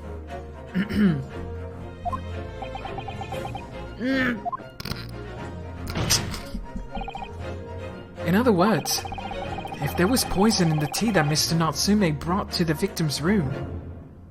Yes, confident Naruhodo is good Naruhodo. How could the victim have fallen ill to it 2.5 full hours after the defendant left? The same reaction, what? The defendant's argument is entirely reasonable. How do you respond, Lord Van Sykes? You cheap bitch. Oh yes, pour that wine. Smell it. Smell that wine.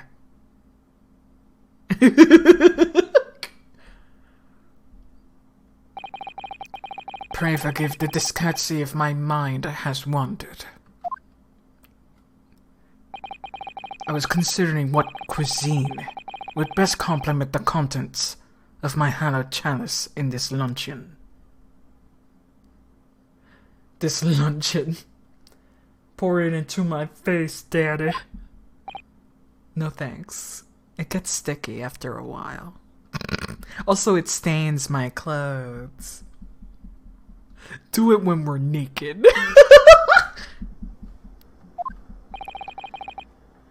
How could it happen, you ask? I do hate to shatter illusions, but my Nipponese friend appears to be chasing a phantom idea. A phantom of the opera? Is it too hard to imagine that the victim drank his tea after the accused has left? Fuck. Shit. That's why one has a tea ring and the other doesn't. Mr. Natsume drank his really quickly. The other drank it very slowly.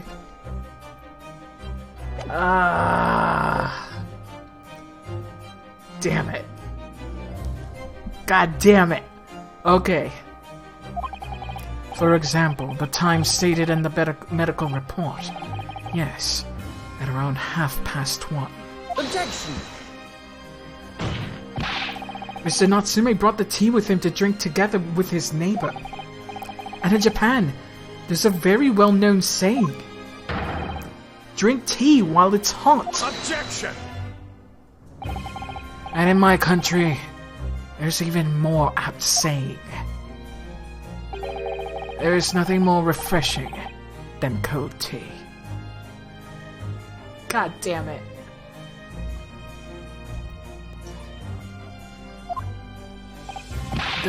The point is, if there was such a long gap, there may be other ways to explain how the victim came to be poisoned. Other possibilities. Godless. Completely godless. Iced tea. What have the Americans thought of next? pigs in a basket. Fried Oreos. What else will they invent? What sacrilegious monstrosity? Eat the fried Oreo, asshole. Eat the fried Oreo. Become trans fats. What sort of possibilities, Council? I love him. I love this. He's like, fuck. That is the trans fat agenda. Yes. Fried Oreos, do you like death? It's a real thing, and I'm disgusted every day by it. Just like I'm disgusted by fried butter. I think fried butter is definitely worse. It makes me feel very disgusting. Ugh. Anyway. Fried ice cream. That is a real thing.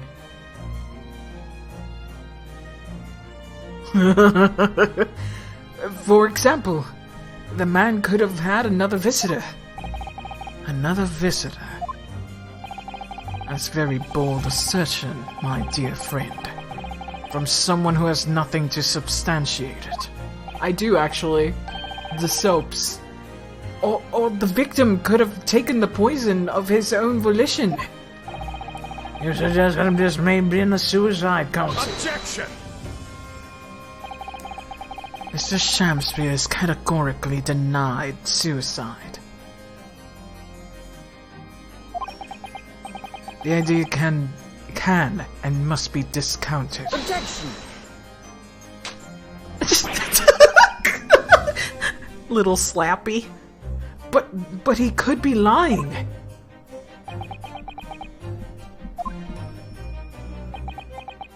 Oh boy. Oh boy. That hit a nerve, eh? That hit a nerve. Uh-oh. Is something wrong, Lord Van Sykes? Are you being a little piss baby? You better not go into some racist, tyrannical rant. I was listening to the sound of the sound of a carriage pulling up outside the courtroom. Pray, forgive the discourtesy.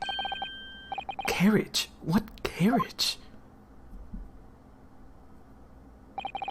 It would seem that the key player in this case has just arrived. Are we gonna see that yellow dressed man?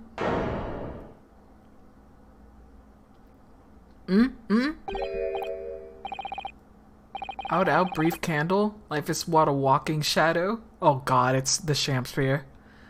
Out, brief candle. But life is a walking shadow.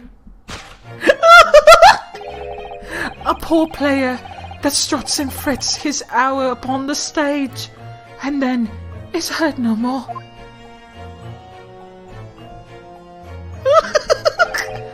It is tale told by an idiot, full of sound and fury, signifying nothing. Capcom sure likes its Shakespeare shit. This is not the first time Shakespeare has been dramatized in their games. When people tell me to stop being dramatic. Who, sir, are you? This happens in Devil May Cry 4. William Shamspeare, my lord. Alas, 'twas I, undone by these bitter events. I am the victim. I don't know, stop it, you fruity bitch. He reminds me of Swordbert and Shield Boy. Fucking endgame Pokemon. Swordbert. Oh god, Swordbert. What? What is going on here?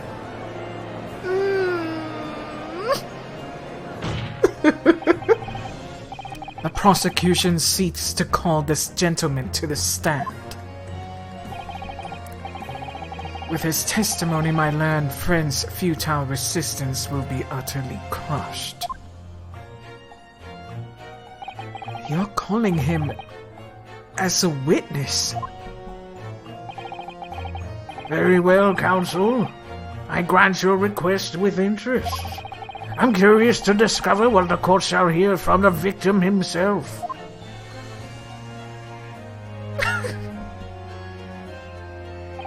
Happy am I, Shamspear, to regale thee with the tale of woe, my lord. But I still have my own tale to tell. My own tale of worst woe. I can regale the court with the tale of my perfect innocence in perfect English. That will do, Mr. Natsume. Shut the fuck up, Natsume. Let the court now hear from the victim. You shush.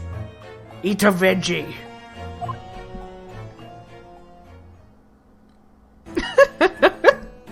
Look at that fruity bastard. Why is he here? Alright.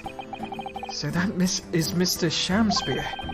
But who is that other man beside him? Yes, I feel sure that we've caught a glimpse of that man before. State your names and occupations for the court, please, witnesses. A writer of words so sweet. These two set the breeze, an inventor of ideas so profound, they compose the earth.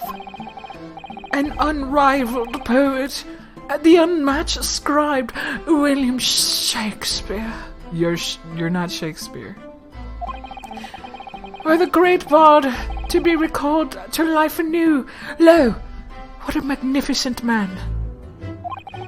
Good fellows, I am he who ponders such a miracle, William Shamspear. Oh, my name is Mutterman. Adram B. A drone B Meterman? Meterman? A drone B.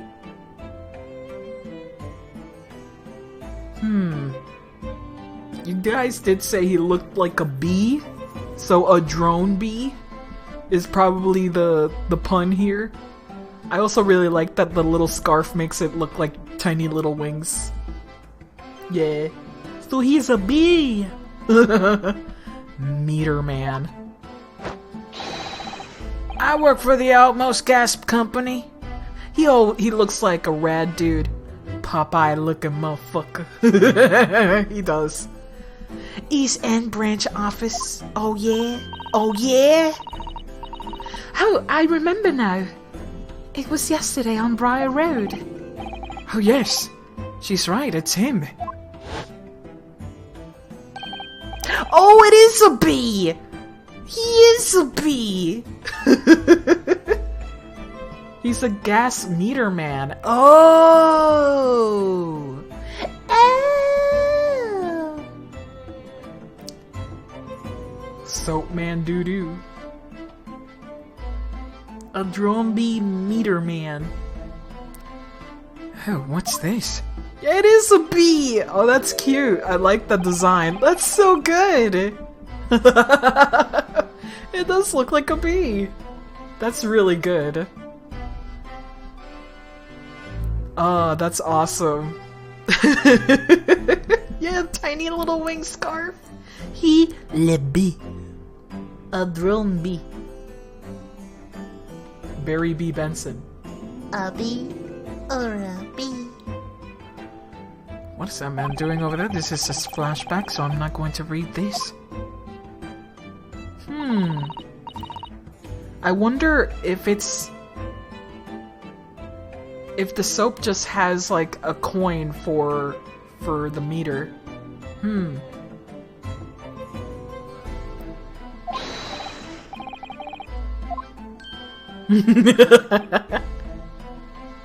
My name is Michael with a bee, and I've been scared of bugs my whole life. Wait a minute, where's the bee? Oh, there's a bee? Where's the B in Michael? Michael with the B. Oh man. Yes, we spotted him outside Mr. Garadib's house that morning. And he's a gas company employee. What does he have to do with this case? Michael? Michael? Fucking Michael. Big hair.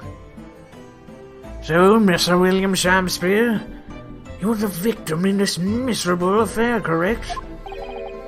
Oh heaven, oh hell, fight! Do you command me to remember? That sweet poison didst cross me and cross mine innocent lips. Oh, shut up.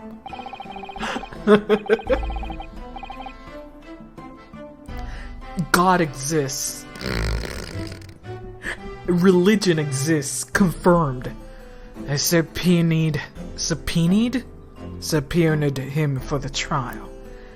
With his doctor's permission, naturally. Hearing the testimony of the aggrieved will remove any room for doubt from the jurors' minds, I'm sure. Subpoena. Subpoenas. Oh, behold! You have only to rearrange the letters of my name to see me as a seraph, an angel that need. Me's a seraph.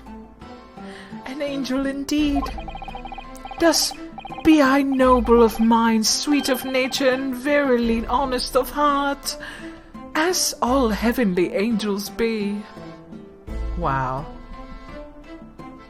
Ma'am, I need you to destroy this twink, peg him to death. Because there isn't a less contrived meaning in your name. No, not at all.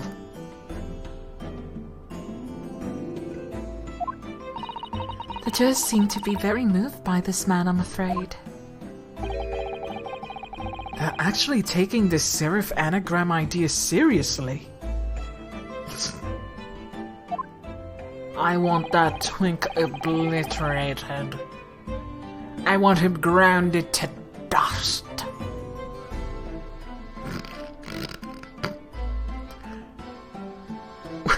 What if you put on this freaking strap and it's literally just a drill? Oh god.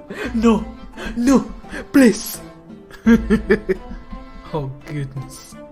Thank you, witness, for your illuminating introductions. But my lord, what's the man next to Mr. Shakespeare doing here? The gas man, I mean. What? Me? Very well now. Allow me to enlighten my learned friend. You recall, I presume, your earlier impertinence. Cheese grater pick. You know what I think about a whole lot of? I think about that blog post of the banana and the banana slicer. And just, you know.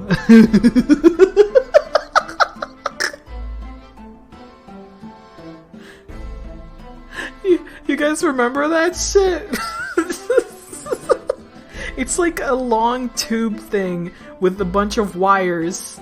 And it's just, I don't remember where it is. I don't remember what the wording is. But it's like a long tube.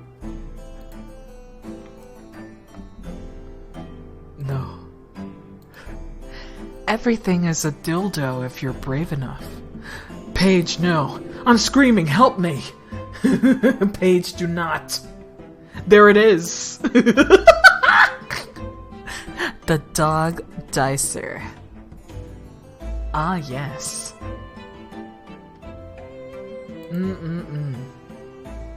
The cat on the left is just screaming in horror.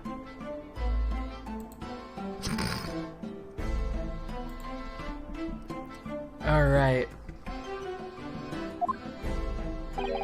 When you suggested that the victim had another visitor to his room, on the night in question. And moreover, the victim is a compulsive liar. What? No, I didn't quite say that.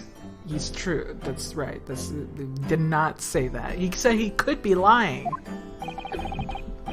This young chin stroker is here to controvert your wild claims conclusively. Is that not so, Mr. Meterman? Hang on. No. I'm just here. I hereby call for your formal testimonies. Well, we can see right now. Let's see. Oh, he's 23. What the fuck? Ryunosuke and this guy are the same age. They're the same age. This guy has been through shit.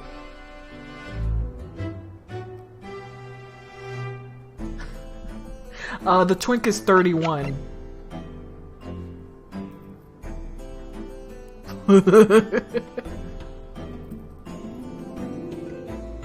Sapping away his youth, such is the hard life. You will tell the court as lucidly as possible what happened on the night in question. One may smile and be a villain. Yes, doth pain me, but let it be truth be spoken. Be the truth of that wintry night of my discontent. Oh my god. We get it. You like Shakespeare.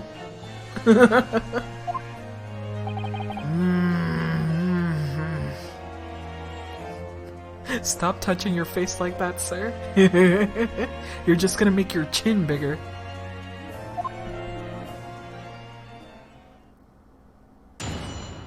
Alright, let's see what this testimony is. The snow lay about. My neighbor did cometh in the evening, bearing the gift of tea. But merry, bitter was his drink, and when he left, I did fall prostrate on my table. 'Twas the tea alone did pass my lips that late hour, naught else. Kinky. I was outside this book's window, freezing cold all night, keeping an eye on his room. No one else visited his room but that short little round-backed Eastern fella. Okay. Wait, what did you say? You were keeping an eye on Mr. Shamspeare's room all night.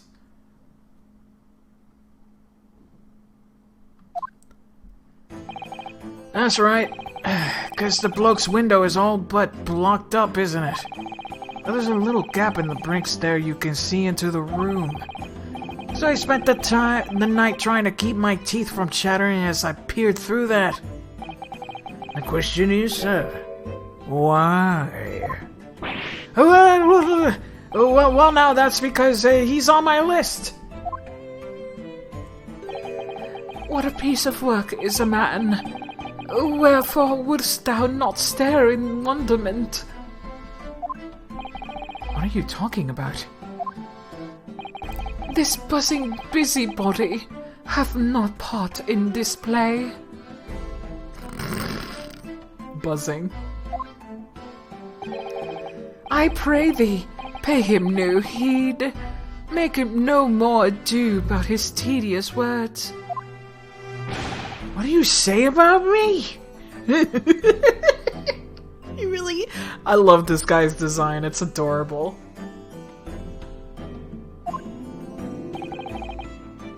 Calm yourself. This court is concerned with what happened on the night in question. Nothing more. Indeed, that is so. And as the testimony we have just heard clearly reveals, it was no other than the accused present at the time who could have carried out this crime.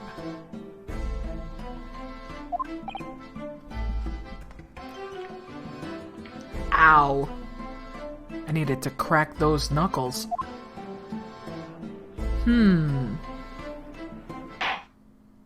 Is she a queen bee? I just realized. Is Betty Boop over here, who's also wearing yellow and is very fuzzy? Is she the queen bee? Is she the owner of the meat, the gas shit? Interessante.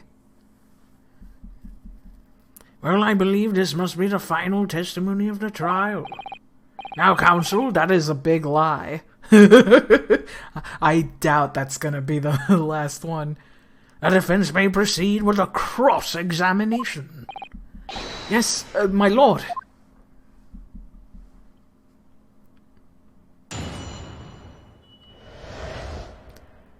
Alright. Let's press everything. Hold it! To be clear, my neighbor, you are referring to the defendant, Mr. Natsume. Oh, indeed, sire. Perchance wouldst thou call him the man from upstairs? And what time did the mustachioed Nipponese visit you in your room? Mustachioed. Our meeting was promised for the hour of 9, and lo, did he come to tender a gift of fragrant tea. Details were in accordance with the defendant's own testimony, yes.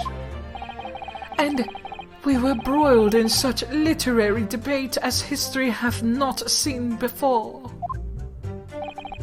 By which I presume he means... The discussion about who was stronger, Romeo or Juliet. Aye, Shakespeare did play part of young Romeo, when his dim neighbour playeth the part of fair Juliet. Each of us dressed as would our characters be, to bring weight upon our merry experiment. I did not imagine the scene. These two are very weird. Cosplayers.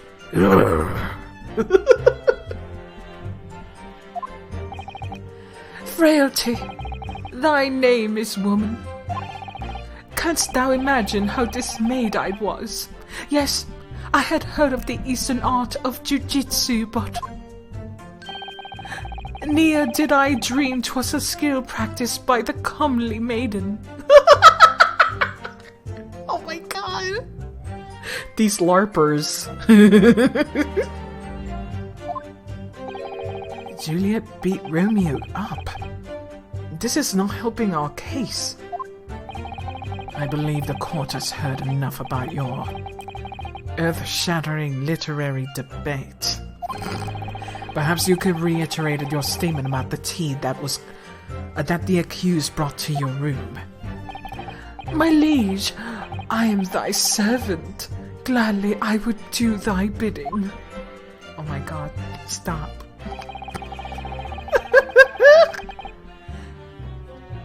Okay. Hold it! Let me stop you there. Mr. Natsume left your room at 11 o'clock. But it wasn't until after 2 that the poison made you collapse. That amounts to more than 3 hours of missing time.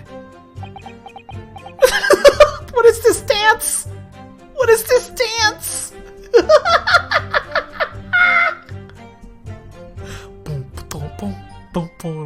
Is he voguing? He's voguing. He's voguing. Oh my goodness. That's the shittiest voguing I've ever seen, but you know, he's trying.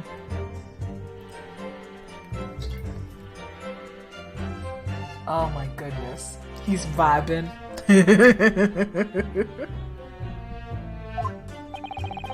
If the defendant had really put the poison in your tea, that 3-hour window of time is something you're going to have to explain.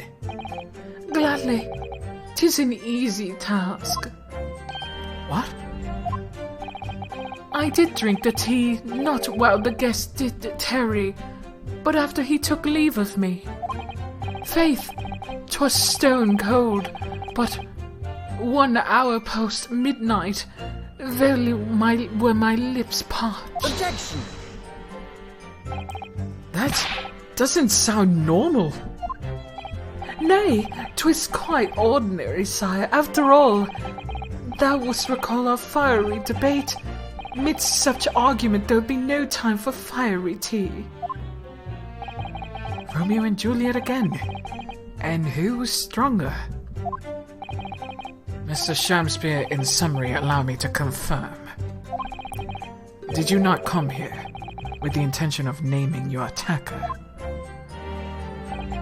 But of course, my liege. 'Twas the stooped over lover of words did attempt to shuffle me off his mortal coil.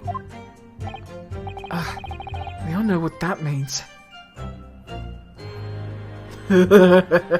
He's the entire fucking fruit basket, baby.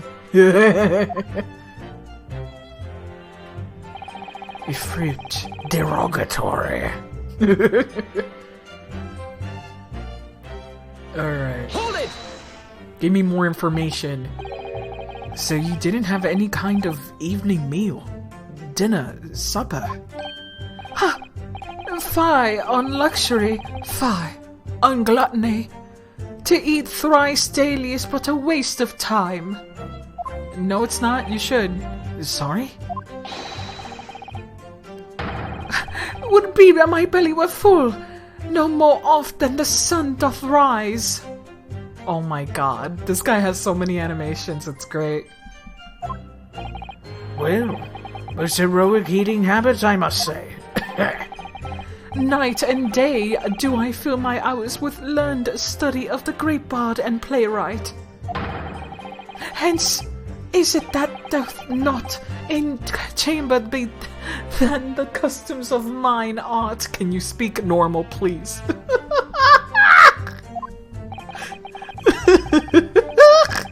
Amazing. That would appear to be the case, as even a rodent was found starved to death in your room. Yelling at the mocap. Now dance around. No, slap your ass. Do a spin. Play freaking Jeopardy. Connect 4. What's the freaking game where you have to place your hands and feet on the polka dots, on the colored polka dots? They were playing that game for a while. Twister. Mocap Twister.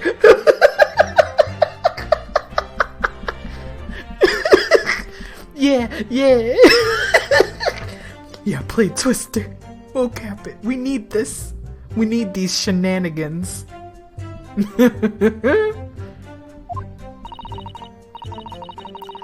Now I think of it, it's not just food that was conspicuously missing from that room, is it? I don't recall seeing a single tray or script anywhere. For I have devoured them all. You've eaten them? Every word within my skull. Didst thou imagine otherwise? Delicious paper. Right. That wasn't misleading at all. Now could you turn around, do you think? Which brings us to the conclusion that the only way the poison could have passed the victim's lips is in the tea.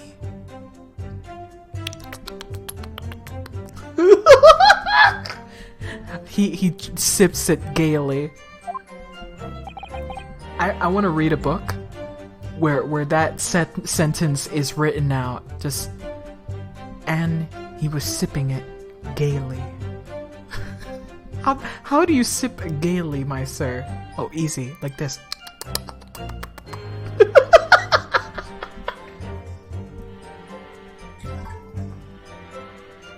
Oh man.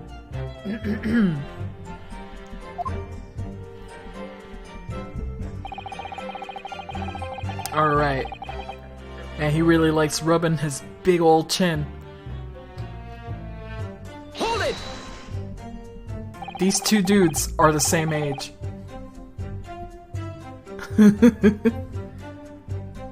But the windows of that house have all been filled in. A historical artifact about the defunct window tax. Yeah, you're right there. All bricked up horribly. Well, as it happens, there's a little part of the brickwork that the bottom corner has, that's been opened up. I was looking through in that gap. Yes, there were a few bricks loose, weren't there? Yeah, B-Man is 23. And for some strange reason, a couple of bars of soap lined up in the ledge outside as well. I don't like going around poking my chin in other people's business, especially on freezing cold nights. But them's my orders. As well keep doing, as long as there's breath in my body. Oh, thank you.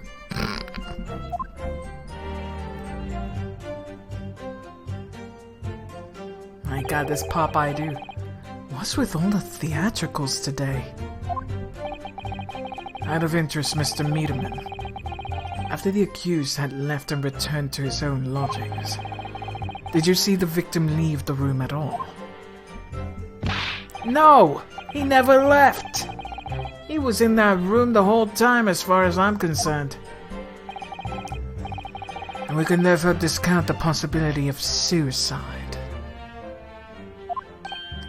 It really is a convention today. How can you be sure of that? The police carried out a thorough investigation of the scene and found no receptacle for the poison. And since we know the victim didn't leave his room, and hence didn't dispose of the poison's container himself, it's clear that this was no attempted suicide. Only the culprit could have removed the receptacle. Ah, yes. Lucidly explained, counsel. Thank you. It really was. You can't argue with the logic. Unless that disc was the poison and it was hidden on that frickin' bar of soap. Alright. Hold it! You say a short little round-backed Eastern fella. So you can't be sure it was the defendant then. Objection! How many other short little rounded-back Nipponese with a mustache do you think there are in London? Well, of course, it's only a narrow gap and it was quite dark, so I didn't notice the mustache. But he showed up at around 9, so I'm pretty sure myself. And when the person you saw arrived, did he and Mr. Shamspeare drink tea together? Nah, sorry, couldn't say. Why not? Because I couldn't see them in the room all that well, could I? But what I did see was the silhouette of that little rounded back fella wearing a pretty dress.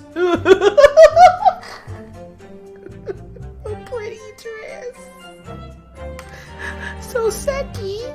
Let me turn on the light. Oh my goodness.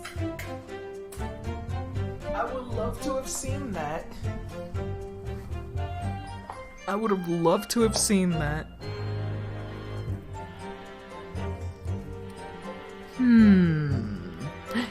Gay. No. A pair of them started some kind of wrestling match, I tell you. I didn't know what to make of it. I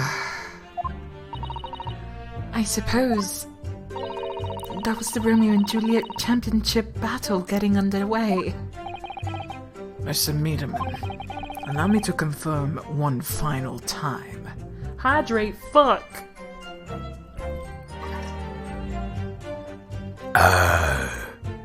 Good. One final time. Apart from the accused, can you state with certainty that no one else visited the victim on the night in question? No question. Gasman's honor. Oh. What's going on here? Is it Soseki? Oh. Oh, fuck. They're gonna list this out. My lord! Goodness me! Yes, Mr. Foreman? I've got my mouth shut and I listen up to now, but this has gone for long enough. Are you all with me? Yes. Here we go. All of them big guilties, eh? Are we to understand that you ladies and gentlemen of the jury are in agreement with one another? That you have reached a unanimous decision? Too right we have. Are you all with me? Here we go. Wait, no. The defense is in the middle of a cross-examination. To be honest, I was holding out a bit of hope for you, young man. Especially after you identified those few hours that followed the accused leaving the victim's room. Yes, the 3 missing hours, as he put it. But in the end, what difference do they make? None as far as I can see. Yeah, she is a queen bee. Oh, this is great. Oh, this is great. I love it. And since it's now apparent, there's really no reason to delay the decision any longer. Like I was saying before, if I don't make 5 bob home with me tonight, the missus will blow her top. Huh? What's that? Sorry, I didn't quite catch what you said. Very well. The court will be appraised. The court be appraised of your decisions. Ladies and gentlemen of the jury, you will state your leanings as to the defendant's culpability. Guilty! Guilty. Guilty. Guilty. She sounds older, eh? Guilty!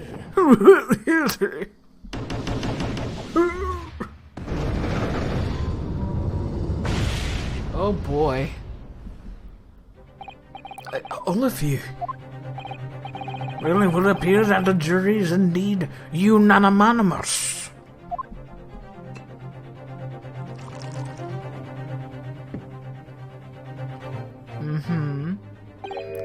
So, this time at least, it seems justice will be done. All's well that ends well, as they say. This calls for a toast, I feel. To the guilty being punished.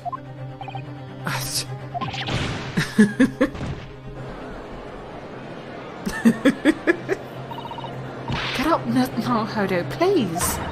The trial isn't over yet. What do you mean, Mr. Sato? What about the information I found in this encyclopedia of British law I have? That obscure right that belongs to the defense in these situations. Remember, you did it just 2 days ago. But since this is the first time for the people playing this game, we have to reintroduce it. Did you like this in the first game? Great. Let's make it harder.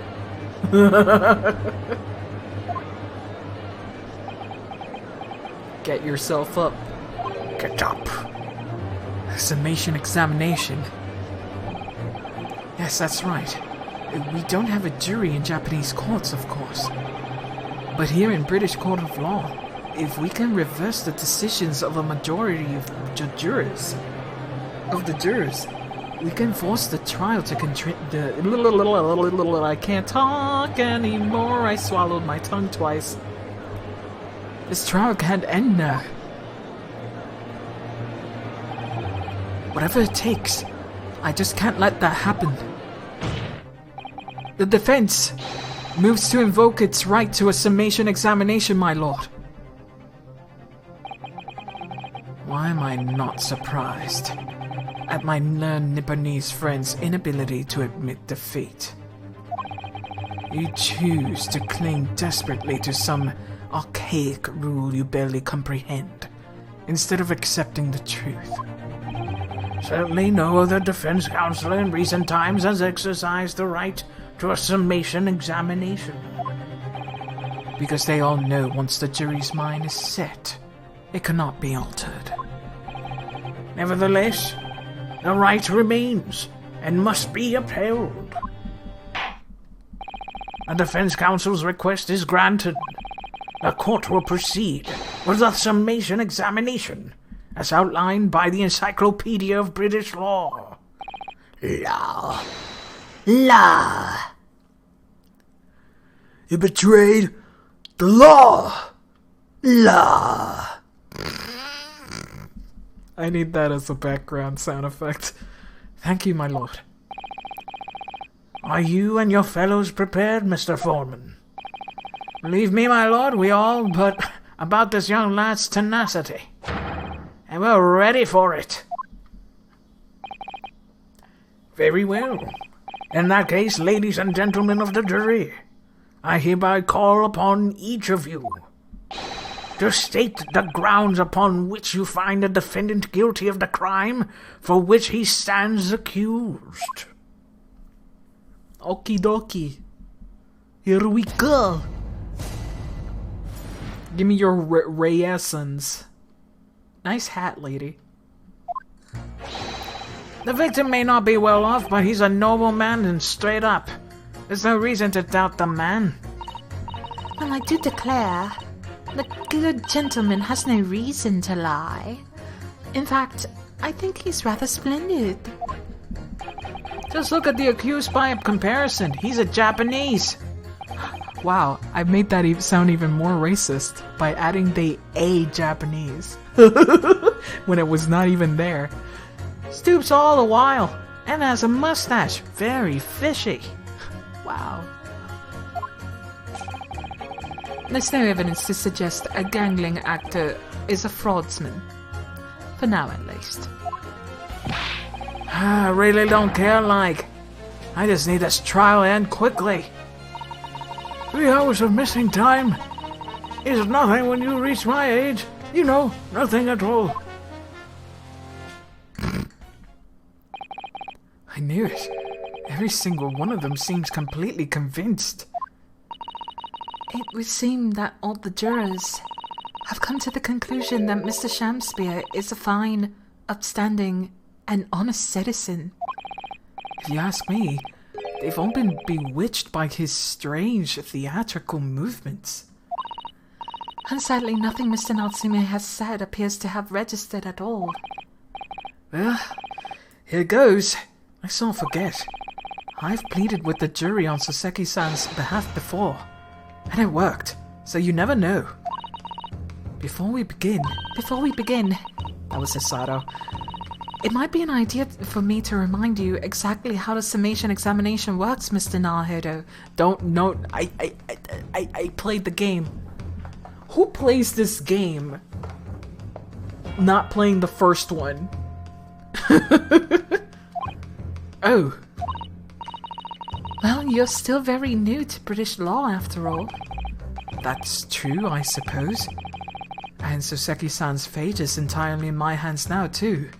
And I only just done this before 2 days ago, but okay. There's always a chance that I might have forgotten something crucial. Perhaps I should hear Susato-san out.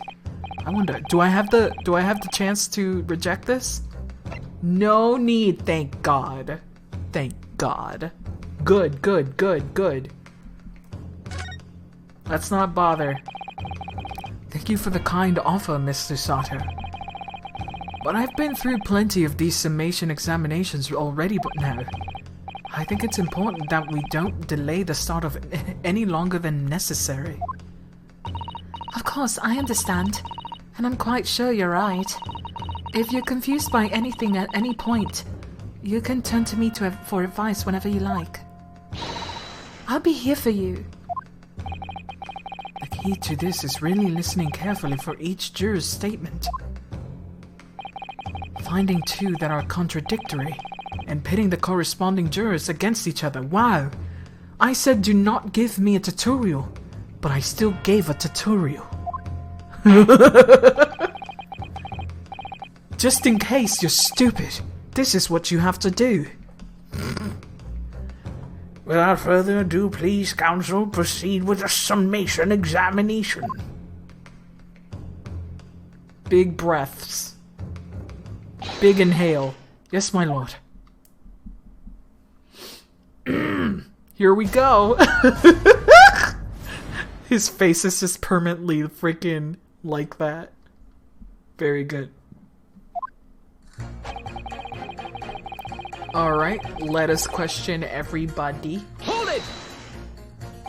Well, there are plenty of people in London who seem noble but poor. Couldn't some of them also be liars?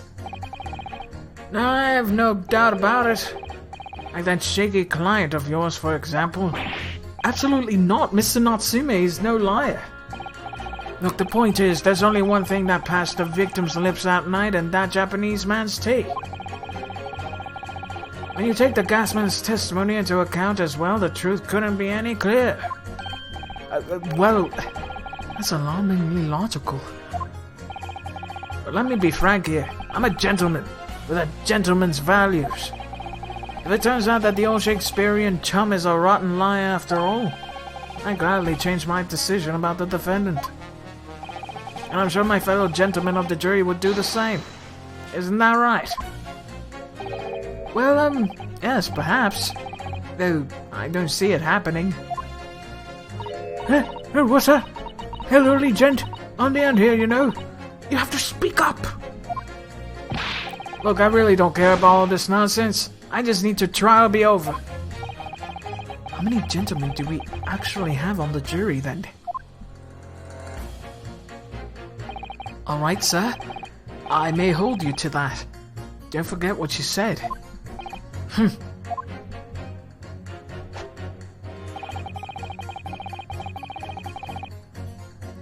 Okay. Do I have to press this again? Probably not. It's probably going to ask me something to show him.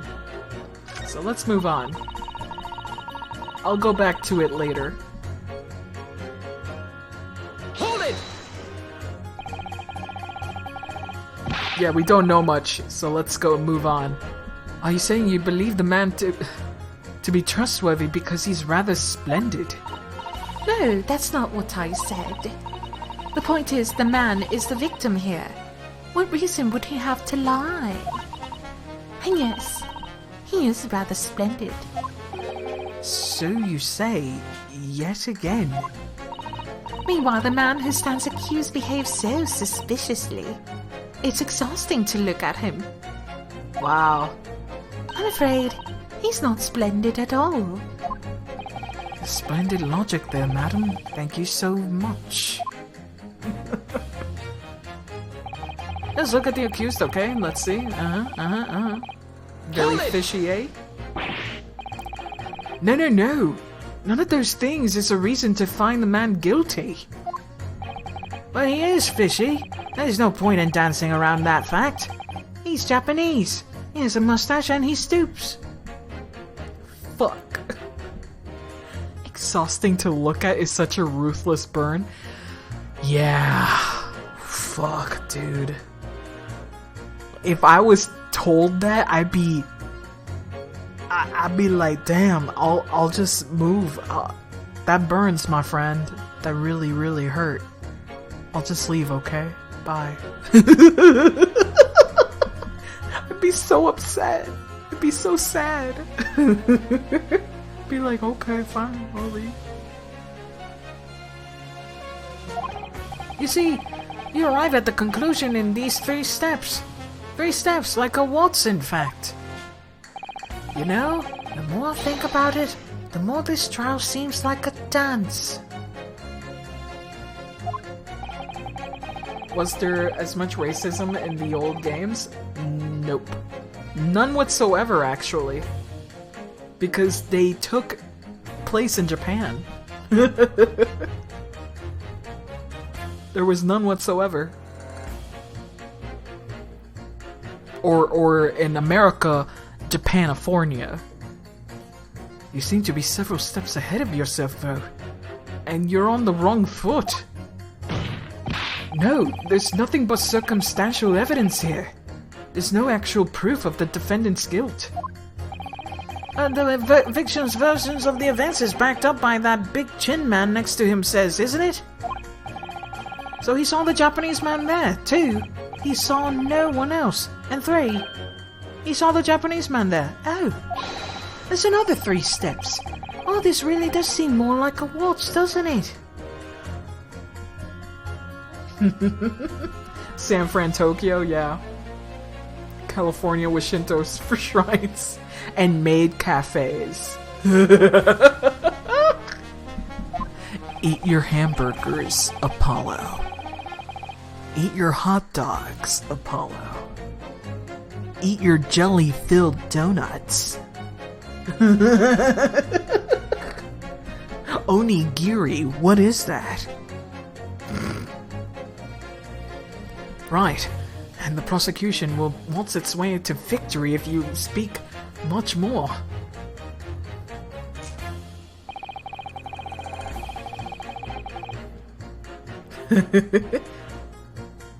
These flavor sticks sure add to the taste. You know what? Wait, give me a second. Girl Chan is all it takes. Just wait. Not my fire, living on the edge is my living desire. Pushing my heart so angrily. Living a high heat, let's all meet in Girl Chan paradise.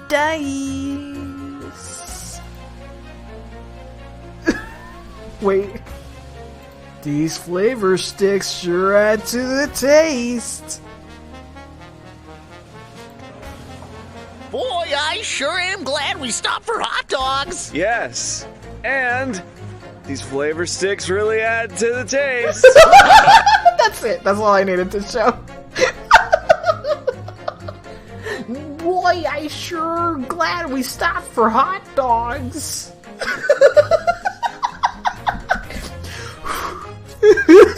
Yeah, this video is 11 years old. 11. And these flavor sticks still add to the taste. You never seen that before? It's called Girl Chan in Paradise. I'm not gonna give you any more information than that. Am I too young? You're probably too young, my child. How old are you? No, seriously, how old are you?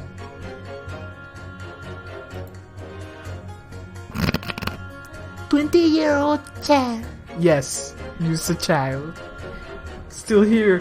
What is this place? His ultimate power! He destroyed a whole kitchen! My secret technique. My secret power is unleashed. My secret power.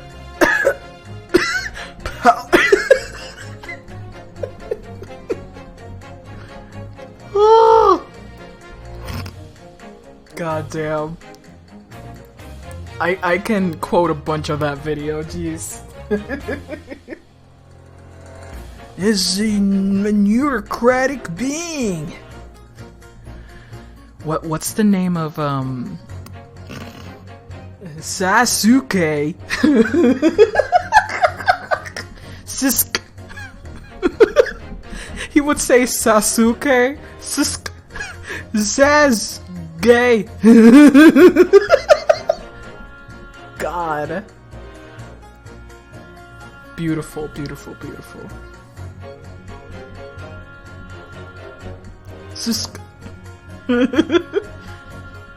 Alright, what does Queen Bee going to say?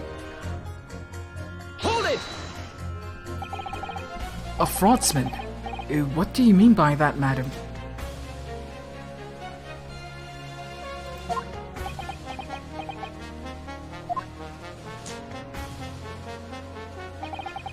It really is the most tiresome problem for the company. Most irritating. You can be absolutely certain that a customer is stealing from us, but without hard evidence. Yep, here we go. I knew it. That's why she looks like a bee. She's a queen bee. We can't even threaten to take action for fear of being sued. Yep, she's a queen bee. I'm sorry, you've lost me a little there. Who are you? I'm the wife of Augustus Altamont, owner of the Altamont Gas Company. Good gracious. Altamont gas, you say?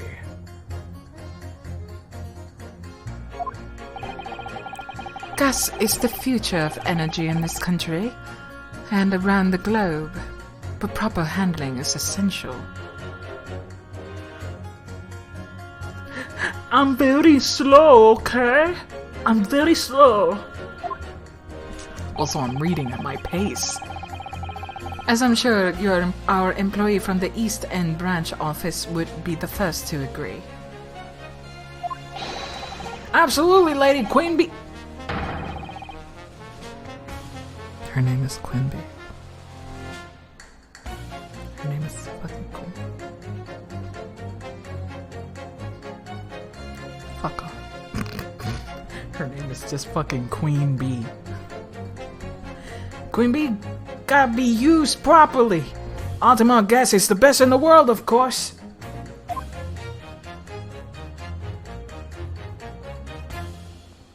That's why he's bowing, because it's a queen. Get it? I think we might have solved the mystery of the bow from earlier, Mr. Naruto. Yeah, we sure did, Susato. We sure fucking did. Right. He bowed in deference to his employer's wife, did he? So, would I be right in assuming that the reason Mr. Meaderman was watching that Mr. Shamspear was up in his room? I'm afraid that there's no end to the lengths that the population of the East End will go in order to steal our gas. Or honey. Everyone is bees. Fuck bees. What is that song? Fuck bees.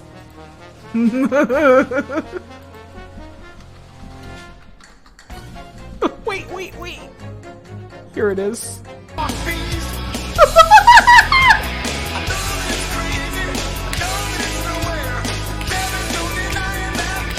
It's hit the fuck bees. It's hit the fuck bees.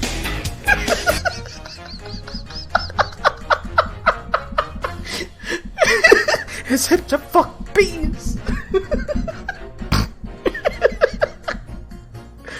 We play the OG store at my OG song at your at the store. I can't fucking listen without hearing this.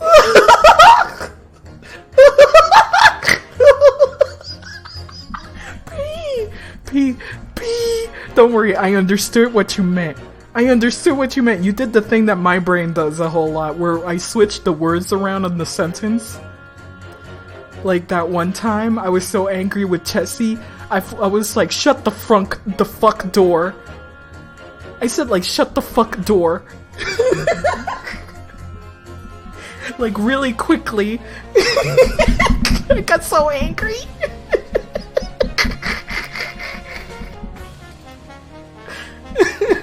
I think it was fucking Chessie who pissed me off. It was either Shoes or Chessie, one of the two. Oh my god.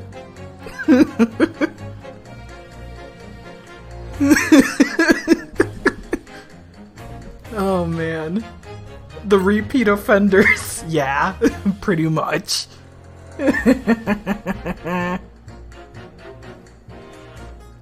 So I really have no choice when the company identifies somebody as a possible fraudster, but to dispatch a worker to watch the suspect day and night. We're very thorough in our investigations. Do you mean Mr. Shamspear is? I wouldn't come out and say it in public. Oh, there it is! Oh, that's cute! Her umbrella has the stripes. That's so adorable. And the umbrella has a stinger. Oh, that's such a good design. I love these designs. I eat them up. I inhale these in designs. They're so good. Stab him, Queen. I wouldn't come out and say it in public, but you can finish that sentence with a grubby little gas thief. You have noticed the public gallery in here, have you? The eye of man hath not heard. The ear of man has not seen. I think you got that backwards. Faith, wouldst thou wound me with thy words, were I to let them penetrate the skin? But seraphs hear not insults, only choirs of angels in song.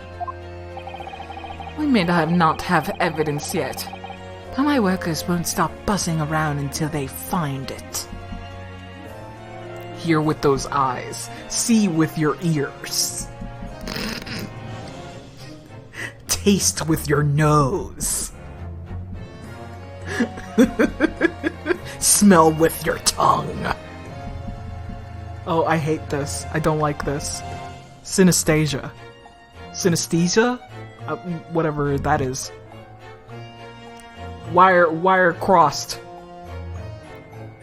Anyway. And when they do, you'll find yourself blasted back to your angelic heights in an ultimate gas explosion. Oh shit, no, don't do that. That's dangerous. So Mr. Shamspeare has been stealing gas. I wonder, juror number 4, if you wouldn't mind adding that information to your statement. My pleasure. Was it the bit about ripping that thief of pot you enjoyed? A little before the part about abject violence, if it's not too much trouble. Yes, of course. This could be it. This could be could shift the balance.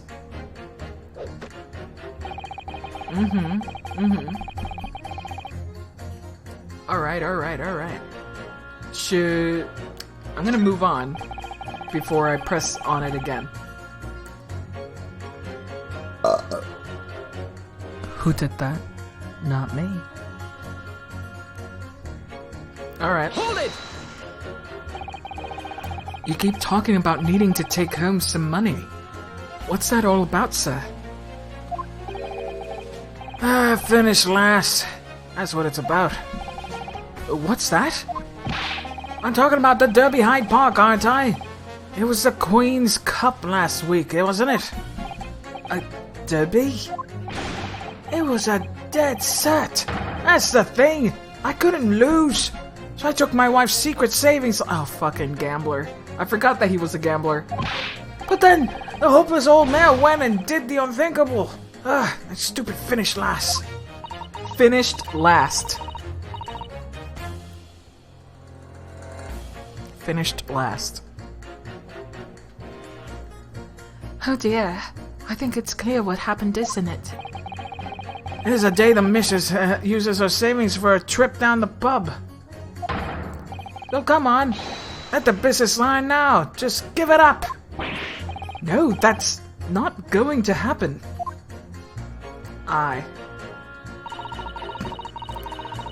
Let's see. What do you mean by this, old man? Hold it! What do you really mean by that, sir? Well, I'm not the one to boast, but I get up at 5 every morning, I do. At 5? You're a really early riser then, aren't you? What's that now? I said you're an early riser. Oh, well, I wouldn't say that.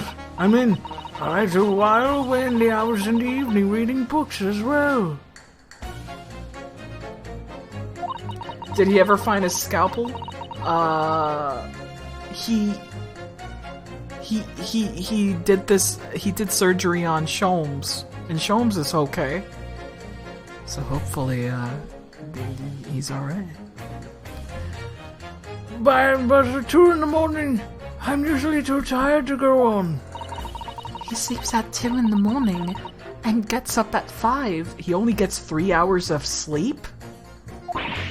Oh my, that means he only gets 3 hours of sleep each night. What's that, my dear?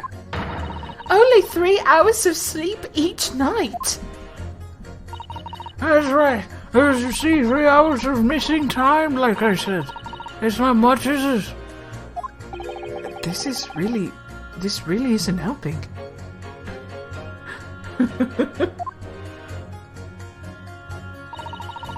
The key to summation examinations is identifying contradictions between the jurors' statements, Naruto.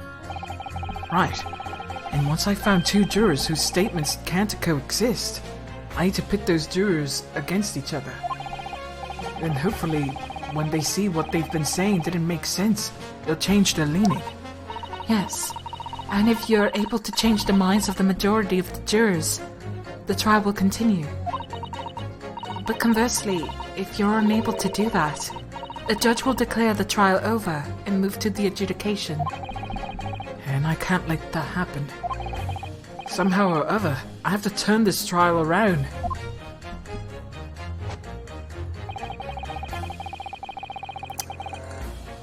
I think this is what we have to show, eh? Let's save just in case. Just in casos. Just in quesadilla. Alright. Alright, if you can show me the victim's a liar, I'll reconsider my position. And then the victim puts a fine performance, but in reality is a common thief. And we have... The gentleman has no reason to lie. In fact, I think he's rather splendid. Oh man, it could also be this one. Accused comparison, he's oh my gosh. Okay. Interesting.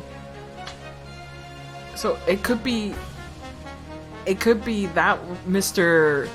What was his name? Fairway? Fair something? And we have...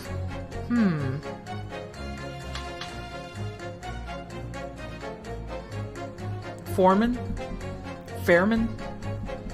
No, Mr. Foreman is just what you say when you're the leader of the jurors. Fair play. It's fair play, yes. That's his actual name. Okay, I guess I'll just have to try this out. If you can show me the victim's a liar, I'll reconsider my position. That seems like... too assertive, maybe? So I wonder if it has to be this one. But maybe this is the one we need to convince, right? Foreplay. No. Fair play, foreplay? No. I'm also not sure. So you know what? We saved. Fuck it. Objection! There's 2 statements clearly contradict each other. They don't contradict each other, but whatever. Good gracious! Whose statements do you refer, counsel? Juror number 1. What are you yelling about, lad? I presume you've heard juror number 4's statement, made by the wife of the owner of Outmont Gas. Well, yes. The victim, who you claim to be a noble, straight-up man. Oh, okay, okay. In fact, turns out to be a common thief. So the good lady says, but there's no evidence, is there?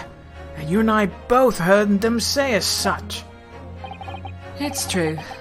We don't have evidence as such, just yet. But the claims aren't baseless, you know. What? You heard me. Seeing as this operation has already been compromised. I would suggest that the court hears testimony for our East End branch office employee over there. I'll do whatever you say, my lady. Gasman's honor.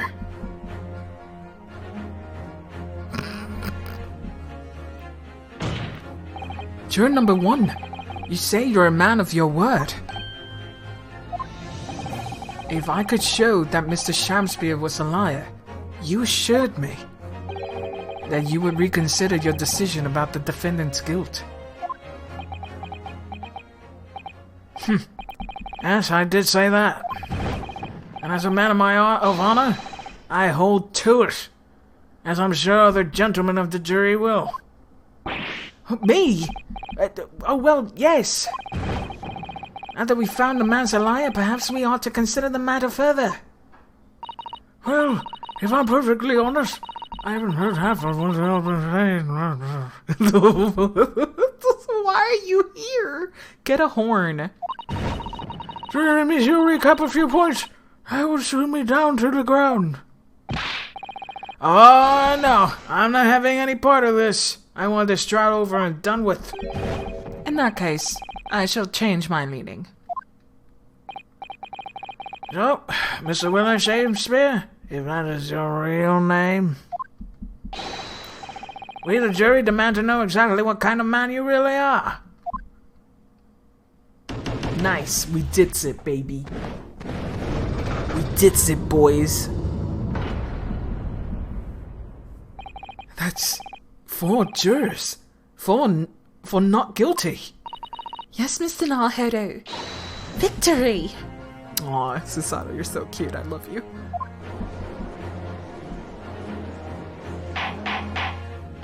I just want to, like, pet Susato. Like that gif of the hand petting. That's me at Susato. It's like, you're such a good kid. Well, this is quite extraordinary, I must say. As a result of the defendant's summation examination, the jury's leaning has changed. Suck on them nuts. Susato's enthusiasm is infection. We did it.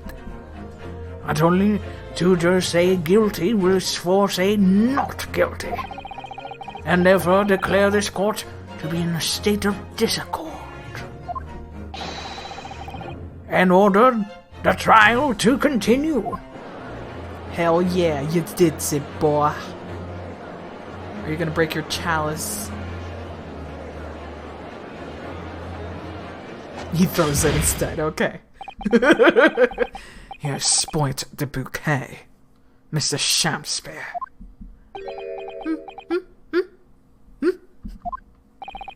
The ladies and gentlemen of the jury now find they are unable to trust you, the victim. Hear no evil, see no evil. But you gods will give us some faults to make us men. So God mend me, and I do swear,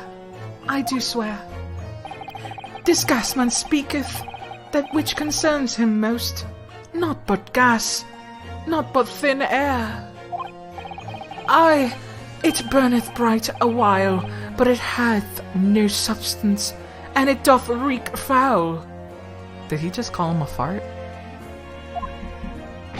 Oi! What did you just say? Right taken, Mr. Shakespeare. As you denied the allegations, I can say that word, of gas thievery. Most heartily, my lord, hast thou forgot? I am as a seraph, an angel. Noble of mind, sweet of nature, and verily honest of heart.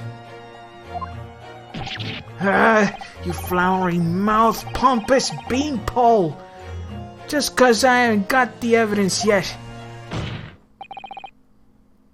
He really do be gay. And do crimes a little too literally. Alligators.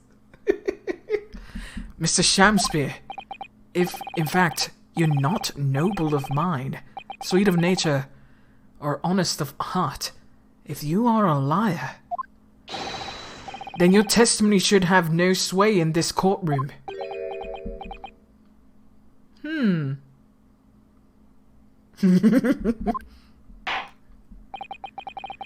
It is my considered opinion that at present time no other possible culprit of this crime has been identified.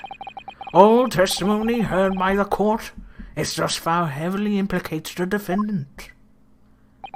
In short, would not be unreasonable at this stage for me to rule on the case. Oh no. However, in light of the fact that the jury has expressed concern about the fidelity of this witness, I believe it would be inappropriate for this court not to pursue the point further.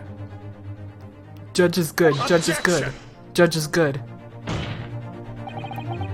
I assure you, my lord, that would be a waste of the court's time. The gas and this case are unrelated. Juror number 4. Yes. Didn't you say before that although you had no hard evidence to prove this man has been stealing gas, you have strong grounds for suspecting him? That's right. We do. Don't we, worker? Absolutely, Lady Queen Bee. Gasman's honor. Very well then. We will hear your testimony now. You will tell the court precisely why you believe the victim, Mr. William Shamspeare, has been stealing gas. Yes, my lord, it'll be my pleasure. On the ultimate... If I may, my lord. Go ahead, madam. This worker's testimony may have a significant bearing on the good name of my husband's company. Therefore, I should like to take us to stand alongside him in a supervisory role, if you wouldn't mind. Woohoo! Yeah! Sweet as honey! Yeah, yeah, yeah! Ha ha! Wow, this is a man simping over this woman. Also, does that mean that she's gonna have a portrait? Listen, I also simp. Very well. As an exception, I shall honor your request. Awooga. Oh, she cute. Thank you, my lord. You wait till the boss gives you an earful. Oh, that's gonna sting. You mark my words. Oh my, he does have good taste. Also, the illusions, the similes to bees. We get it. You guys are bees. So you will both testify before the court on the subject of illegal consumption of the Altamont Gas Company fuel. Yes. Is that clear, my good man? Clear as Altamont gas, my lady, which is the clearest in the world.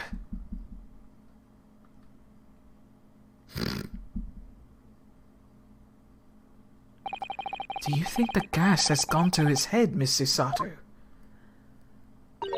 I think the man is just very dedicated employee, Mr. Nahero.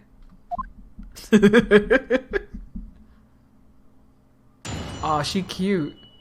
She cute as fuck. Let me see if she has a portrait. Hell yeah, 38. Good.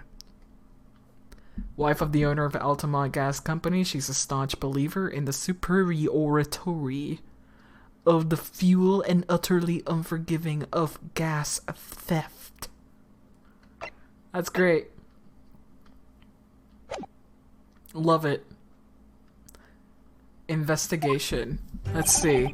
I'm proud to be a company's East End branch investigator and meter money collection agent. Altamont gas meters accept through penny bits, each coin giving customers about 2 hours of gorgeous gas. Gas. And yet, the meter in Mr. Shamsier's room didn't have a single coin in it. The meter doesn't appear to have been tampered with, though, and the collection agent has the only key. Somehow he's using all the flaming gas he wants without having a penny. If that's not thieving, what is? It does sound like he did the string coin thing, yeah. Pray forgive the discourtesy. The irrelevance of this testimony caused me to turn to my hollow chalice. What do you mean by that remark, Lord Van Sykes? Did the mustachio Nipponese poison the gangling excuse for an actor, or didn't he? That is all that should concern this court. And yet now we must listen to this abhorrence. Clearly what separates the vast British Empire and our Eastern Island nation is more than geographical distance. But this could turn out to be crucial testimony. The cross-examination must go ahead. He's had enough. Do what you will. Lord Van Sykes appears to be in a violent mood. Yes, he does. An attempted poisoning, and an incidence of gas theft with no supporting evidence. He's so angry. He's so angry. It's true that they would appear completely unrelated at first glance. But I wonder, as the truth tends to be buried in the most unusual places. And the first step in uncovering it will be to establish just who and what this man really is. Alrighty then. Let's go, let's go. I'm super interested in this case. Let's see. Hold it! Let's question everything. So does that mean that you enter people's houses in order to empty their gas meters? That I do. I have to try and catch people when they're in. Then I ask permission to come inside and do my business. Does that mean you've been into Mr. Natsume's room before, as well as that of Mr. Shamspeare? Well, now, interesting you should bring that up. 'Cause I couldn't believe how little money was in his meter. I mean, how the pair of them survive in the winter is beyond me, it really is. Phoenix cross-examine a parrot and now bees. They're truly related? Oh man, they truly related. Yes, indeed. Knowing Mr. Natsume, he probably spends all his gas money on books. And then when he's finished reading them, he probably burns them for warmth. You will kindly reiterate your statement about the gas meters themselves, Mr. Meterman. Not much to say, really, but as you wish.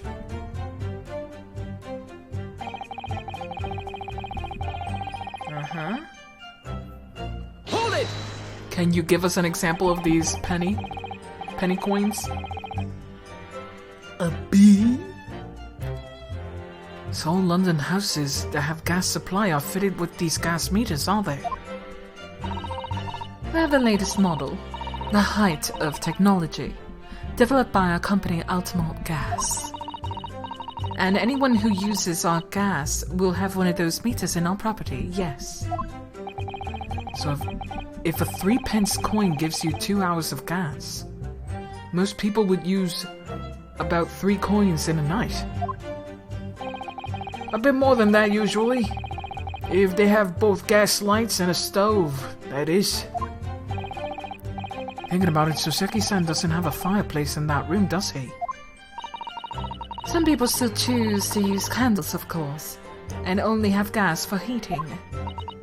Ah, yes, I do remember seeing candles in Mr. Natsume's room, actually.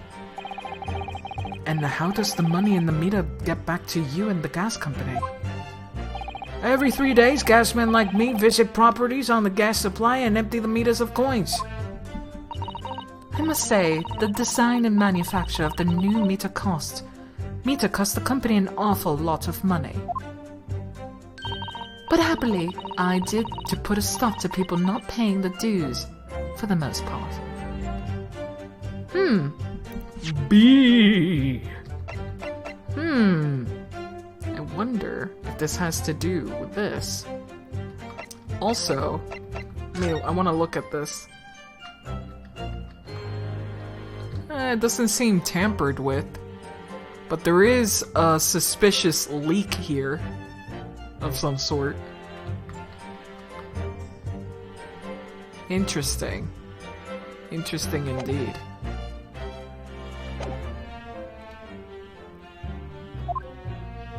Ah, because they have to pay in advance, you mean? Yes, exactly right.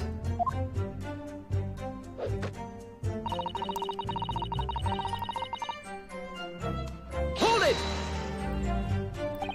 Out of interest, how long has this been going on? Weeks and weeks! He's been pinching gas out of us for ages. You've examined the meter in Mr. Samsey's room, I take it? Naturally. We took it off the wall and went over it with a fine-tuned comb. And found nothing suspicious at all, I presume. No, I'm afraid we didn't. Which is exactly why I demanded a new type of meter to be produced. One with an indestructible lock. The Shamspeare Special. That sounds like it could have cost an awful lot of 3-penny pieces. But even after all that, the rascal meter's still empty. I'll never forget the humiliation. Wait a minute. Do you think he makes them out of soap? Do you think he makes those coins out of soap and then the heat melts them?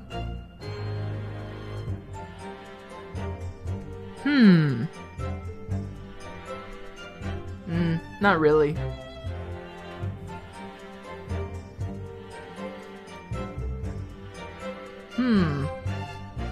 That's a lot of soap. Yeah, but he could put just the bucket underneath it as it melts off. That's a little too much, right? It would have a weird dent. Yeah, I'm just trying to find out what the soap is for.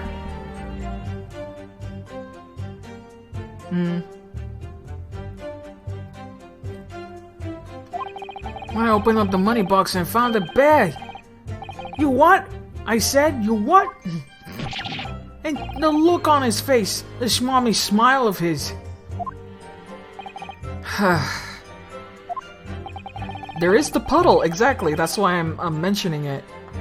There's that little puddle. I pulled the meter straight off the wall and took it back to the office. But you know what? Nothing. Not a trace of being jammed open anywhere. Not a single sign. And what's happening to my salary as a result? Down by 3 shillings a day, that's what. A life-threatening situation in a number of ways. Incidentally, what became of that meter? Nothing became of it. I've still got it. Oh, gimme. Oh. Right here. Thank you. No wonder they call you the Meterman. I think it would be prudent for the court to sequester this item while the trial is ongoing. Hell yeah, I want to look at this thing. Definitely. Although, at first glance, there doesn't appear to be anything unusual about it. So that's why we're gonna look at it. Hell yeah. So nothing unusual on the outside. And there's that lock. You son of a bitch! How can they miss that? How can you miss that? How can you miss that? Man, these people are bad at their investigation. Yeah, puncture. Dude, I think I was right. They make soap freaking coins. And it just melts out of here. Fine-tooth comb, he says. Fucking get out of here. That's a very sturdy looking padlock, isn't it? And the money is sealed with beeswax too. So if Mr. Sholmes were to get into any mischief, he'd be found out immediately. Mr. Nahodo! Mischief of that kind is not the sort of thing that Mr. Sholmes would... You know, you didn't finish that sentence, didn't you? She's like, wait, he would do something like this. That's great. Well, anyway, it's understandable that the gas company would want to safeguard the money that's rightfully theirs. It does feel a little over the top, perhaps, doesn't it? Chisato wants to believe Sholmes is better than that, but he's really not. Unfortunately, he's a very chaotic, neutral kind of person. But it does feel a little over the top, perhaps, doesn't it? And... nothing about this. Nothing about the back. This is where the pipes go through. So, I guess this is the only thing left, right here. Oh, what? Have you spotted something, Mr. Naruto? Just here, there's a little hole. Hole. Do you see? Everything goes back to holes. You see, Hole is the only answer. Goodness, you're right. I wouldn't have noticed. How? Not a very neat hole, isn't it? Not a professionally made, I'd say. Holes. So you think this might have been opened up by Mr. Shansphere? Possibly. It seems that the people at Ultimate Gas must have missed it. Well, it certainly seems to go all the way through the inside. Yes, but there's no way a coin could fit through there. That's true, but even so, it seems more than a little suspicious. Alright. Alright. Sweet. Alrighty then. Awesome, awesome, awesome. Yeah, I'm pretty sure this is like a mold. It could be a mold.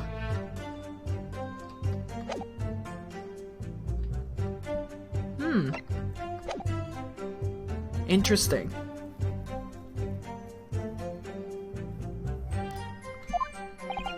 Let's move this along, shall we? Continue with your testimony. Though I would say it has much value as the contents of that meter. How would you make a soap coin? It doesn't have to be soap. It could be wax. You can just make a mold with the soap and melt wax in there, cool it off in the cold outside, and just pop it out.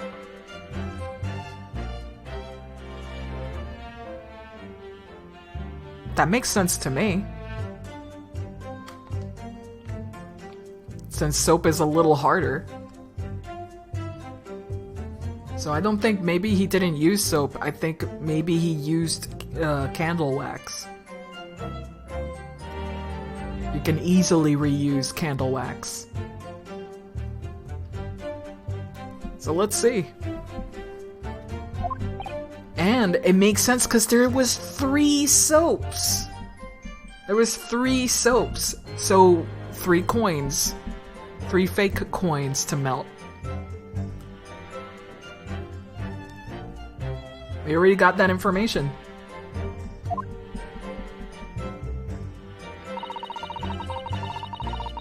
Alright.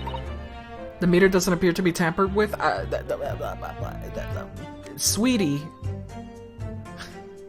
You're big wrong. Also, I love this little animation. It's cute. Hold it! There's only one key for all your meters.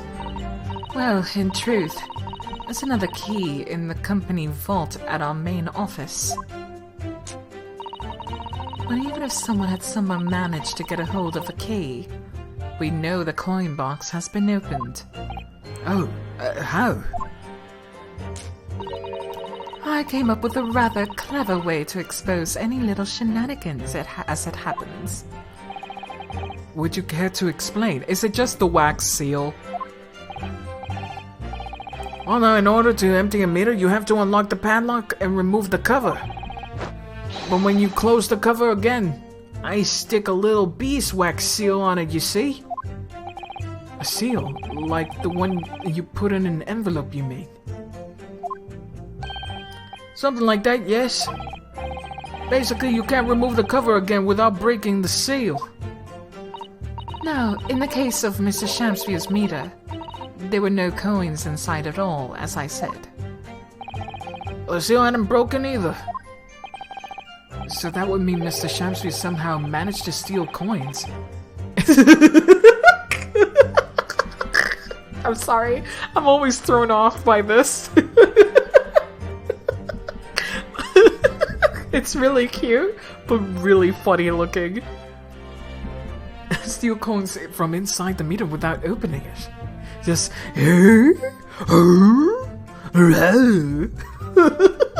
It's great. It would seem so, but that would be impossible. It's a very good face.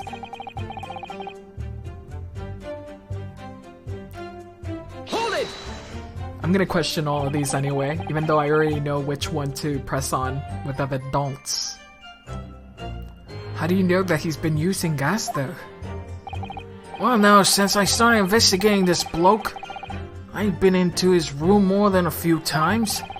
On every single occasion, his lamps have been blazing, his stove pounding. It's the middle of winter, and he still turns to me, sweat dripping from his cheeks, and says, Get thee to a nunnery. Hamlet indeed. I could wring the bloke's neck. He got me all hot under the collar, but still. Excuse me. The expression is not used the same way anymore. Every time I open that flaming meter, it's empty. He's robbing me of my salary, too. What's wrong with the world? I like that he moves like a bobblehead. His head is so big that it just bobbles. Where's the justice? But how can Mr. Shamspierre possibly be stealing the money? I don't understand. A simple explanation is right before your eyes. What? A toast to you eventually releasing that gasman that the gasman could be an accomplice. What? You what? Oh, good lord. Imminently possible indeed. Oh shit, I did not expect him to accuse the meterman as well of just doing crimes. That's a first. Well, what do you have to say for yourself? This is great. She's like, Oh, please, Lady Quinby! I'm a faithful worker. And besides, if the money is of a gasman collect doesn't tally with how much gas has been used, you doc are paid by the same amount. so you'd be stealing money only to have the same amount taken from your wages. Clearly that makes no sense. Perhaps it's a case of the losing battle to win the war. No. It's gonna stir up the hornet's nest.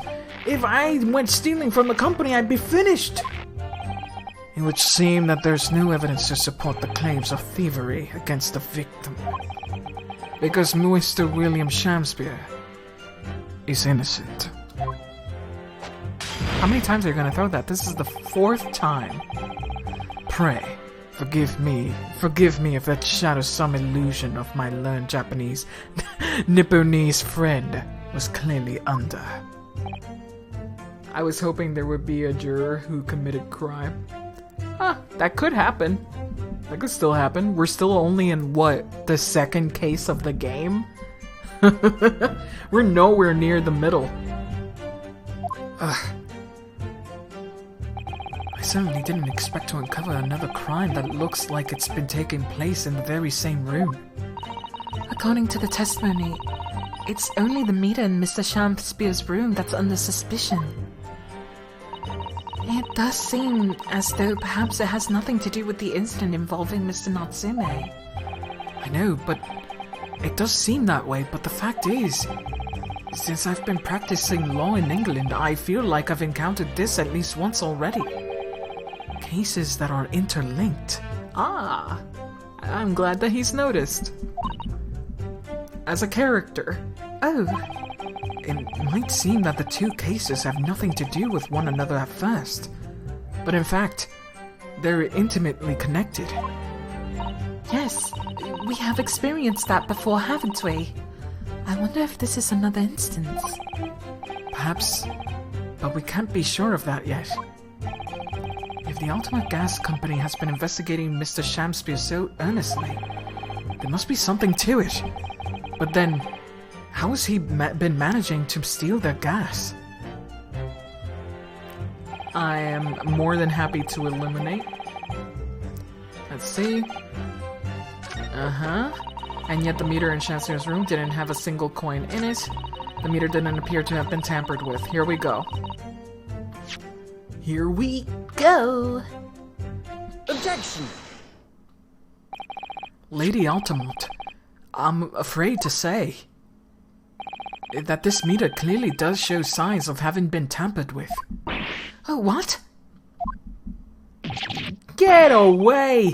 I've been over that thing and over that thing. Well, you have bad eyes, apparently. I'm telling you, there's nothing wrong with it. In that case, what do you have to say about the small hole that's been made on the base of the coin box? Hole? What? You're right. You're quite right. There's a little hole there.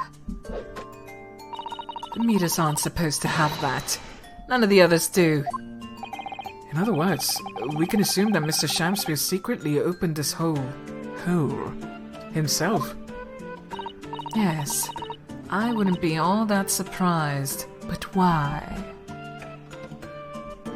How did they not see the hole? Beats me, man. Yeah, why? I mean, it's tiny. You wouldn't get a farthing through that. Lady Altamont, I wonder if you could give the court some more details about your meters aside. What sorts of details? Well, what I'd specifically like to know is how it differentiates coins.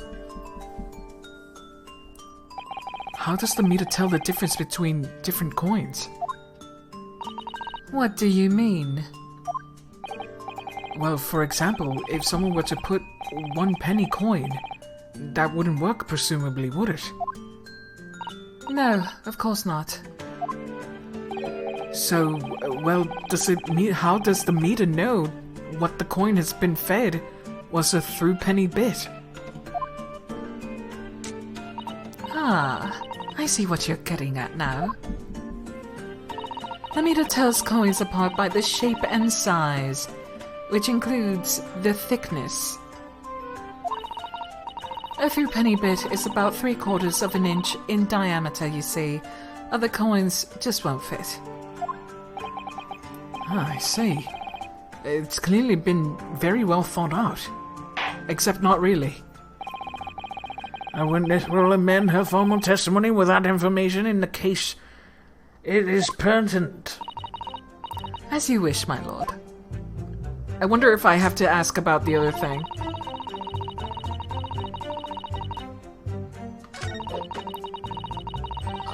Let me actually do that. Just in case, because we don't have... Unless I have to check the evidence again about that. Let's see. Let me check the evidence again. Yeah. Oh, look at this bar of soap. There's a circular depression on its side, about 2 centimeters across.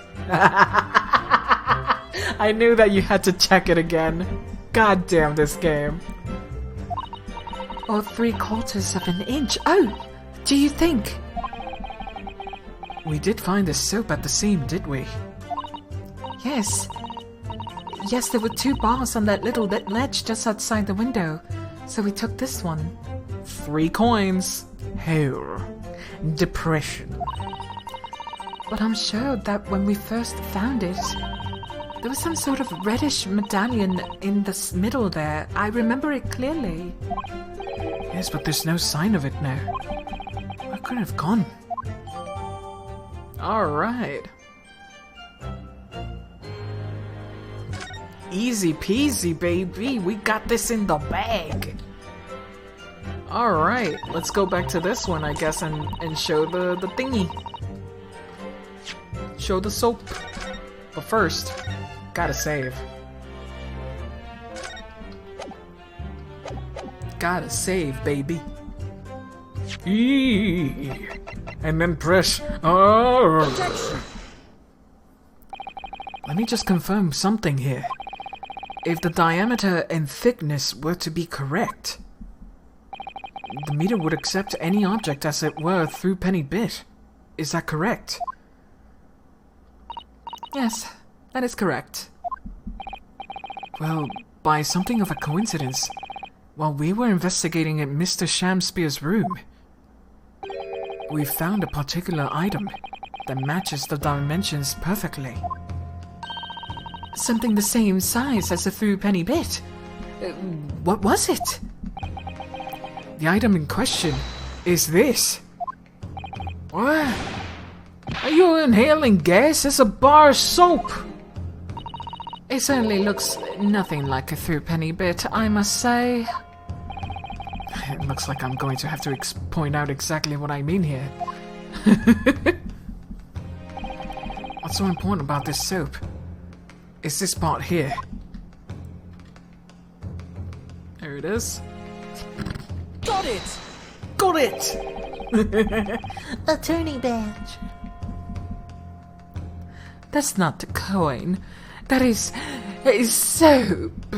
You have to turn over the soap to see what I mean. Are you referring to that round depression in the middle of the soap here? That's right, a depression that's approximately 3/4 of an inch in diameter. Or in other words, almost exactly the same size as the through penny bit. Get away! Does anybody here have a present possession of through penny bit? Quickly now, hand over your coins, ladies and gentlemen. Give me your money. It sounds rather like a highway robbery, doesn't it? Yeah. Robber Judge. Cool. Thanks to a kind member of the public in the gallery, I have a through penny bit. Now to see if it fits. Yep, it fits. My word! It couldn't even be more snug. Yes, as I suspected. This, without a doubt, is a vital clue to explain how the Ultimate Gas Company is being defrauded. Well, I don't believe it. Oh, she's so cute! Her dress! So, your search amounts to what?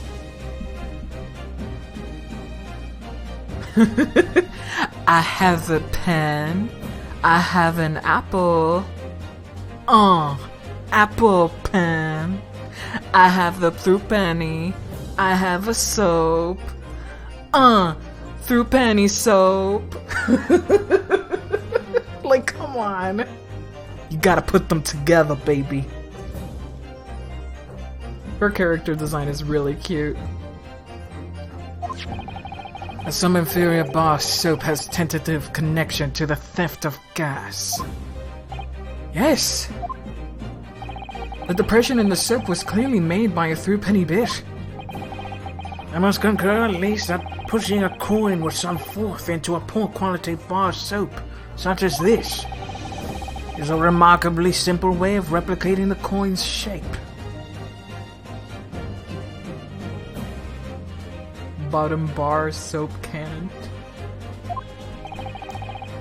And then you can use, well, some melted wax or something to pour into the mold. You can make fake coins in no time. It's supposed to be an attempted murder. I know, right? But it will be connected, hopefully. Hopefully this will be connected to the main case. Somehow. I still don't see how exactly, but there is a broken bar of soap.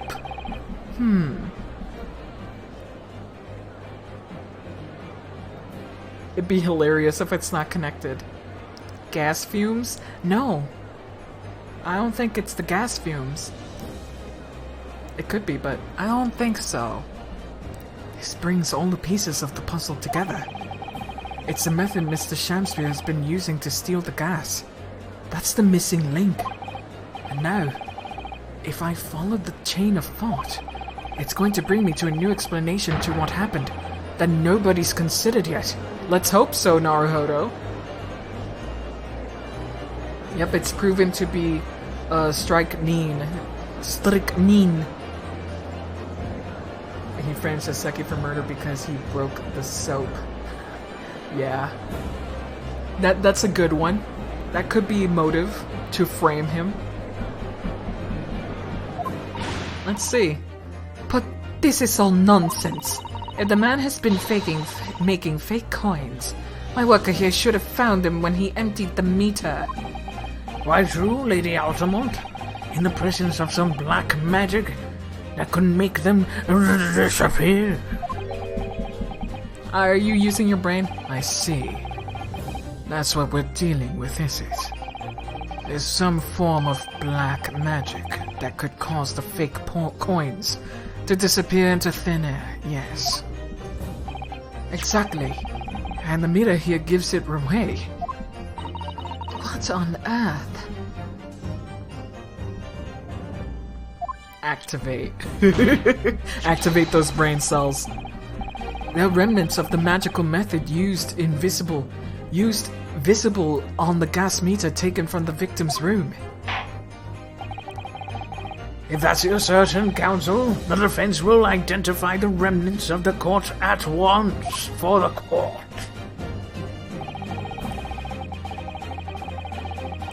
Where on the meter can the remnants of the method used to make fake coins appear be seen? Are you serious? You're making me do this?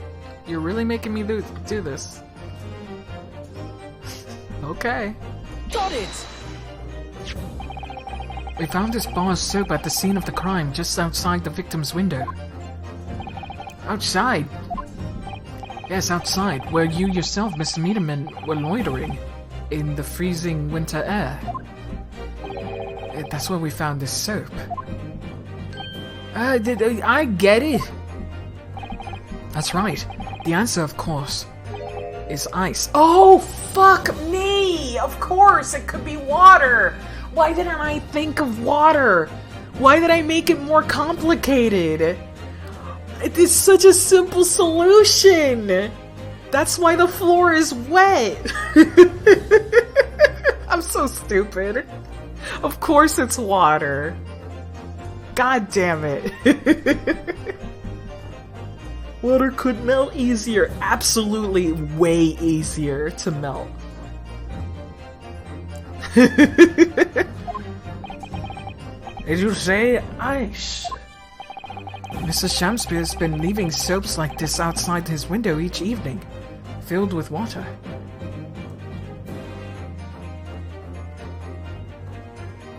Man, when I saw the soap, I was like, this dude is making counterfeit coins, but not in the way I thought he was. Oh really? How do you think it was done? He was cutting up the soap? Shamspeare's a goddamn mastermind. Yep. He just needed a bucket underneath it. Like, the heat of the gas itself would have melted it automatically. After a night outside in the bitter cold, the water is completely frozen solid the next morning.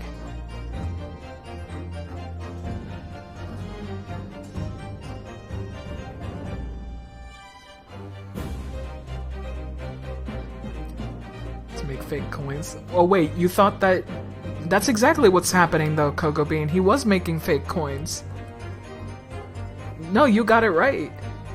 The thing that I got wrong is the material used. to make the coin itself.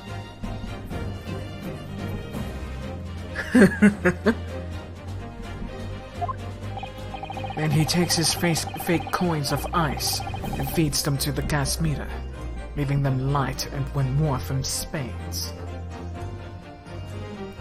Oh, actual fake coins? Aww. Aww. But there was no traces of it left, Cocoa Bean. It had to be something that could melt out. Unless it was like mercury or not mercury, or very soft metal like gold. Like a really shitty gold. I got that part right. Yeah, you did. You did a good job. Gallium, yeah. Yeah, really shitty soft gold. Or metal, I should say. And feeds him to the gas meter, giving him light and warmth and spades. As his room becomes very comfortably warm, the ice now inside the meter's coin box melts, turning back into water and draining harmlessly away through the small hole made in the underside of the meter. That is how, without leaving any evidence of this wrongdoing, this man has been stealing Altamont gas.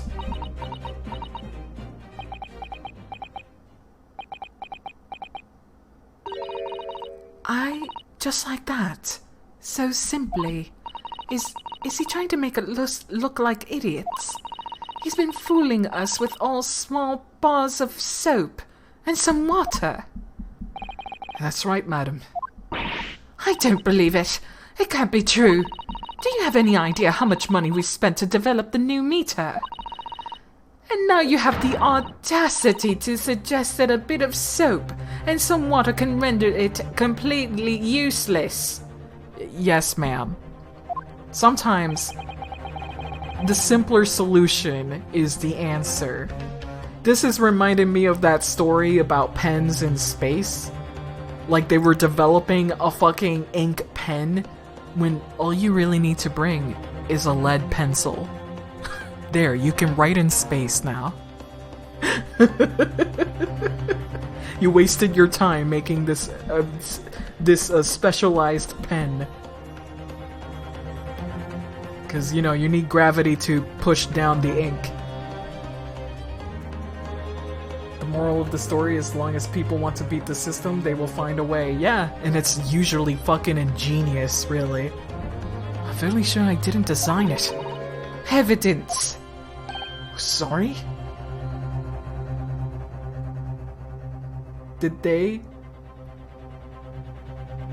make a, like, 10,000 pen for space? Yes, they absolutely... I'm not sure if it's 100% real. We'll have to go, like, investigate that. But it does make sense that why the fuck would you use a pen in space when there's no fucking gravity? Just use a pencil. Necessity is the mother of all inventions. Are you sure about that? I wish cryptocurrency was used to actually steal from the rich. But no. Fucking just make more fraud and steal from other people and make the environment worse at the same time. Hooray. Sorry. I want evidence. If you're going to stand there and tell me that our meteors are rubbish, I want to see some proof. The original way of writing things, just scratch things into other things. Yeah, I got a piece of chalk. She's very good at enforcing accountability, isn't she?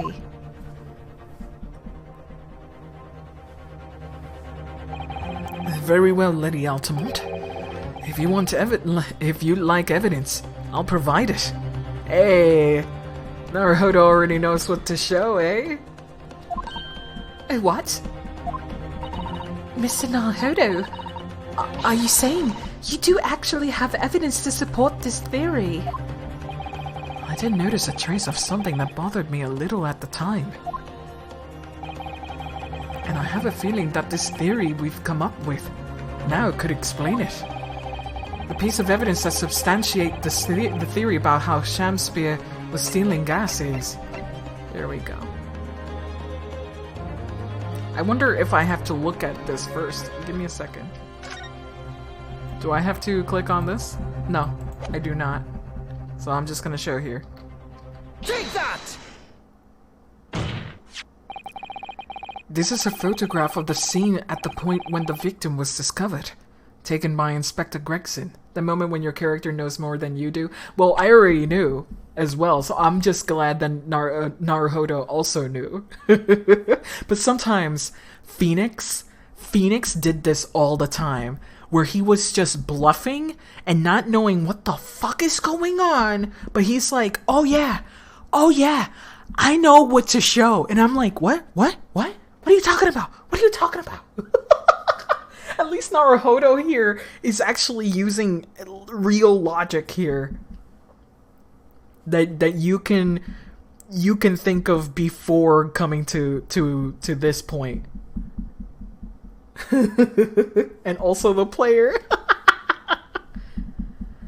Oh man, he gets that smug smile, and I have no idea what he's going on about. Yeah, fuck.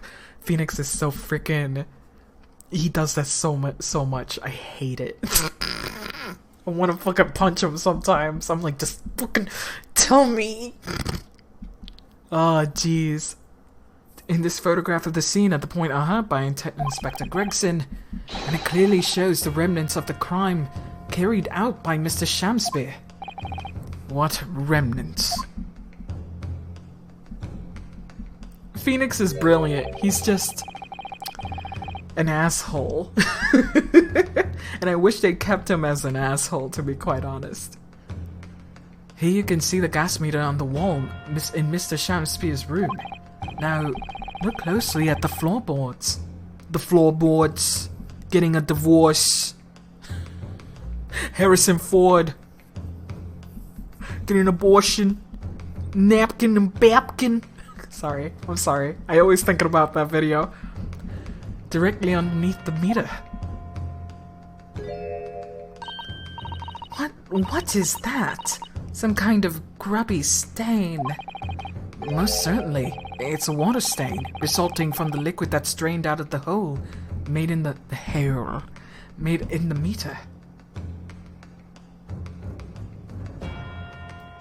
What was that one long voice request? I'm not sure. If one coin gives around 2 hours of gas usage, and the occupant has been heating his room in all waking hours. Something about Harrison Ford, Beetlejuice, Crystal Head Vodka? What? Not sure what that is. Crystal Head, as in the freaking Crystal Skull movie? What does Beetlejuice have to do with it, though? Those are the only 2 points I can connect. Vodka. Vodka.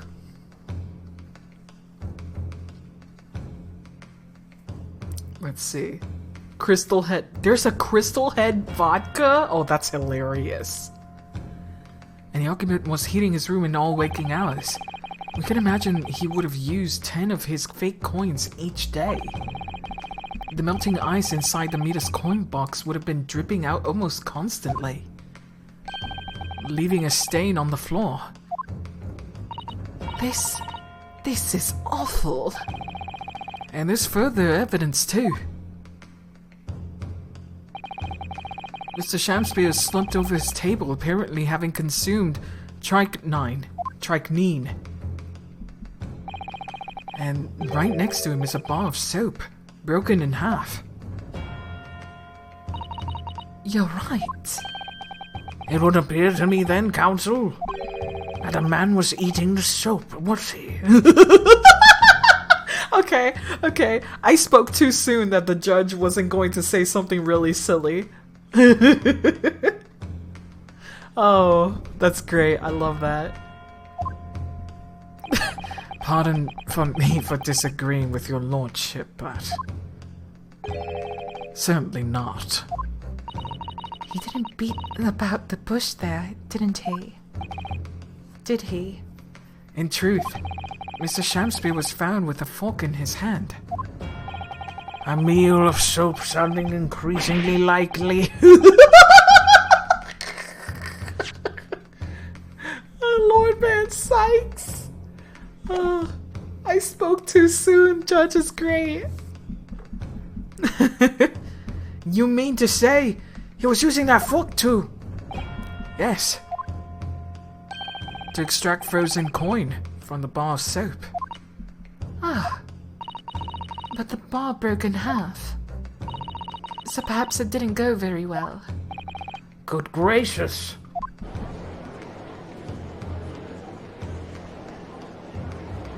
Again?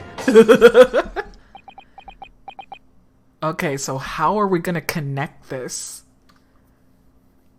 Maybe with the motive that we went over? Lord Van Sykes! I was throwing my hand up in despair, and happened to catch my hallowed bottle on the way. Pray, forgive the maladroit mistake. Maladroit. Jeez, the fancy words. What is the meaning of this, counsel?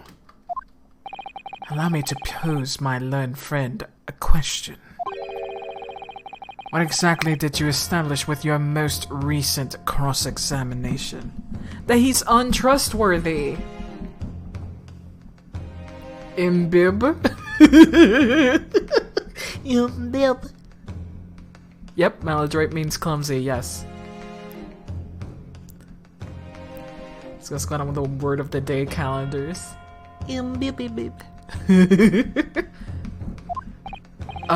Well...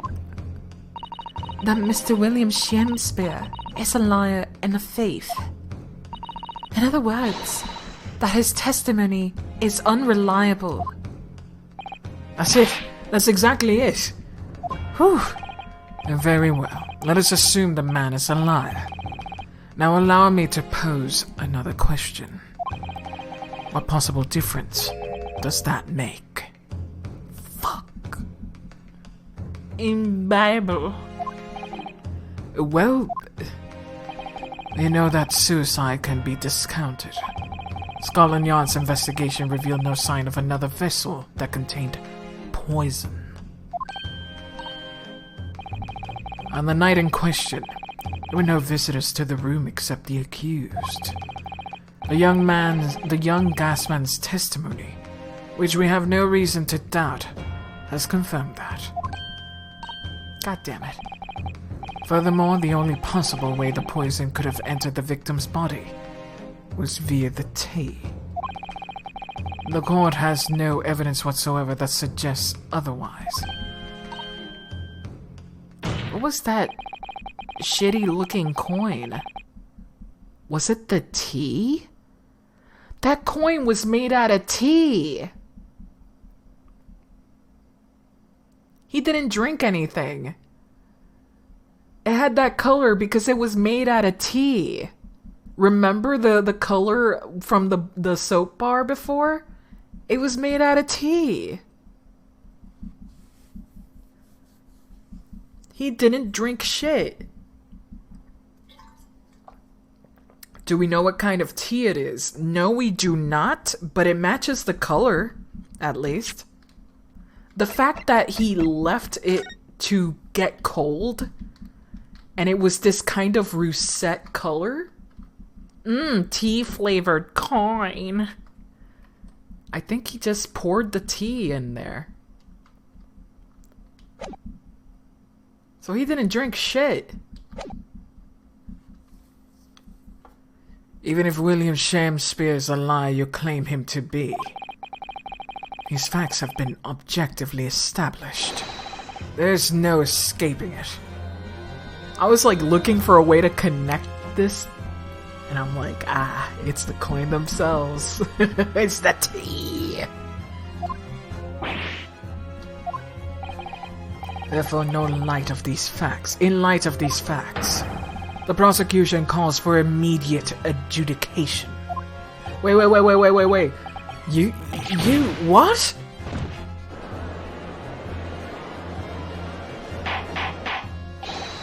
There comes the Ryunosuke damage. Order. Well, Counsel, how does the defense respond? Get up. Mr. Naruhodo! What was the point of that last cross-examination? Did it actually get us anywhere? Or did it make no difference at all, like Lord Van Sykes is saying? Raise an objection! But first, I gotta save the game. Because I'm not sure. I might be wrong. Raise an objection. No, this isn't over. The defense will not rest. What? But, Counsel, you've successfully explained everything.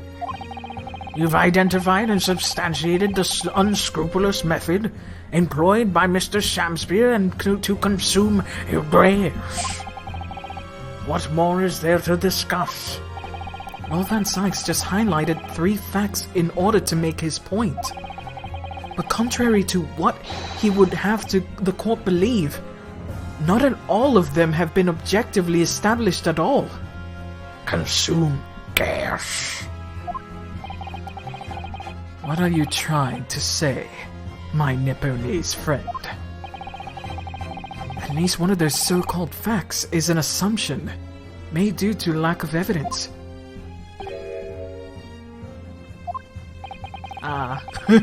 I love that he's like, fuck! Shit, he's right. I don't have evidence for that.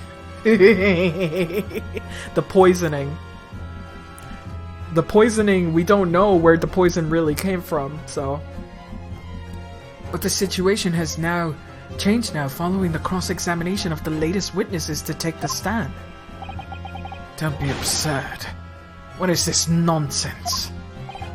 Yes, when you bring everything we've learned so far together and consider it as a whole, it's clear. Whole. There's a question that we need to reconsider, namely, what's the poison in the tea? Yeah.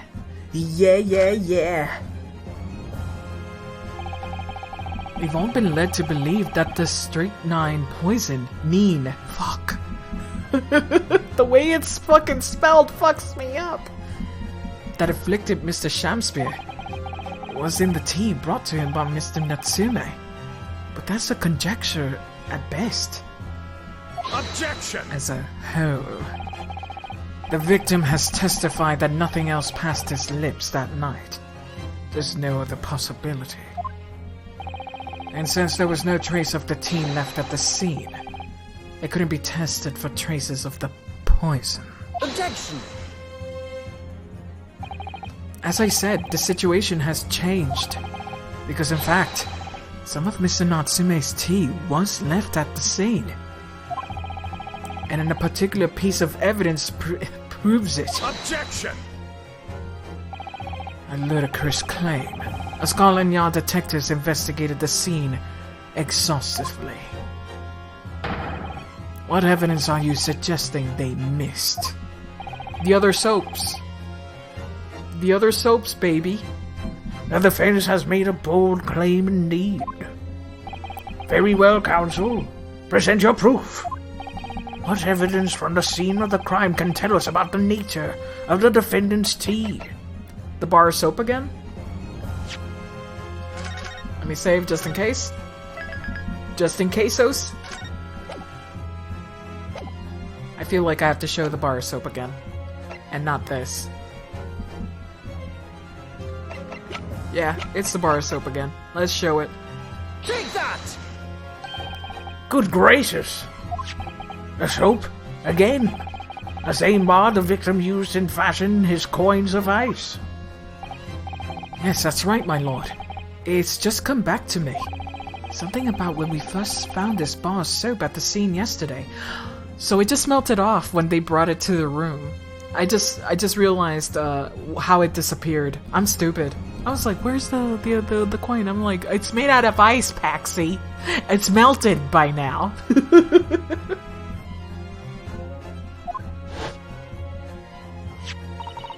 So much soap. It's more bars of soap. This is a flashback. I was there. I remember this video game. I'm quite certain that when we originally stumbled upon the bars of soap, there was actually a frozen coin in each bar. So you discovered the gas thief's coin factory. Fascinating. Flashbacks within a flashback. That's indeed correct. In a way, yes, but there's more. The coins were found in the soap at the time weren't normal ice. There was something strange about them, you mean? Exactly. Something very obviously strange. They were red. The ice was red. No, you mean... That's right. It's obvious to me now that the fake coins in the soap were made from frozen tea. Oh yeah, the music. So fucking good. Going further down memory lane than anyone has ever gone before. I would remind the court of this statement made by Mr. Natsume earlier in this trial. Okay.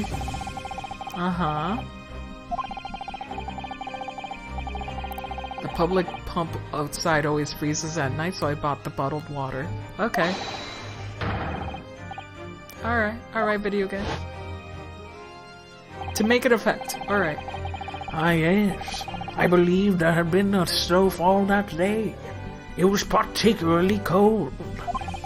Sadly, on such occasions, the poorly constructed water mains on the east end are prone to freezing. So, on the night in question, Mr. Shamspeare, having no running water to use, was forced to use the tea brought by Mr. Natsume in order to make fake coins. My word! That's really good. What a nice way to tie this up. There were 2 bars of soap in the window ledge when my judicial assistant and I investigated the scene. That's right. And we only borrowed one of them. Which means that even as we speak, some of the defendant's tea is still present at the scene of the crime. Frozen solid in a bar of soap outside of Mr. Shamspeare's window. Extraordinary. Earlier today, Inspector Gregson informed the court that even if 1 drop of tea remained, Scotland Yard would be able to analyze it for poison. As such, we're now in the position to prove or disprove what has been more mere conjecture, by finding out for sure whether or not Mr. Natsume's tea actually contained strychnine at all. I almost said strychnine again. You smug Nipponese. He got you good, eh? He got you good. Poisson. My lord, we cannot do the defendant the injustice of passing judgment now. The police should be dispatched and recover the remaining bar of soap from the scene at once. And the defense requests a thorough analysis of the frozen tea embedded in it, to determine whether or not it contains any poison. Imagine if it did contain poison. Bailiff! Instruct the police to attend the scene at once. Yes, my lord. Understood. I don't know why I voiced him like that, but he sounds like the Martian.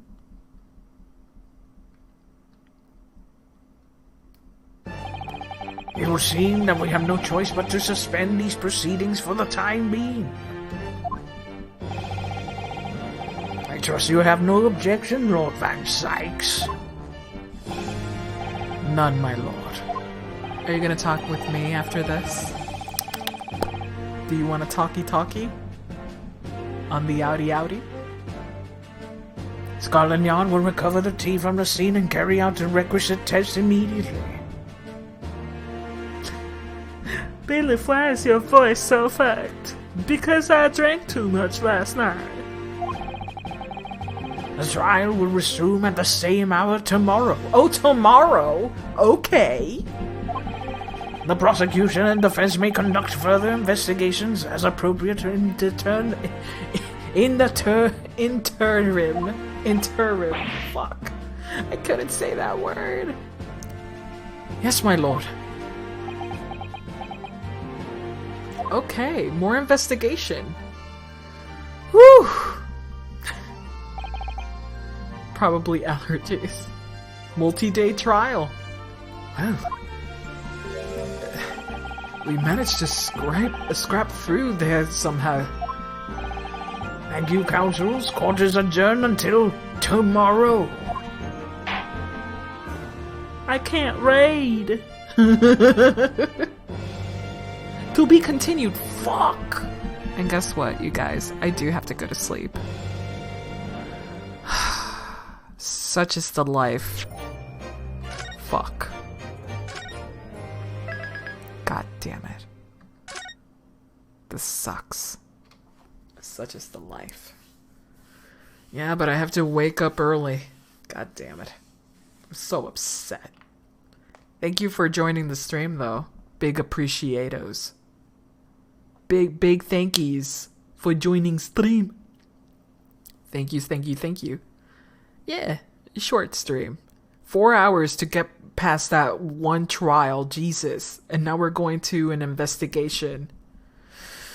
Oh boy. Lots of stuff to do. Alright then. Thank you so much for joining the stream. Good night, everybody. Oh wait, is that Sholmes? Oh, it's gonna involve Sholmes. Oh great. Sholmes is gonna put his freaking nose in everything. Can't wait. Oh boy. Good night, everybody. Bye-bye.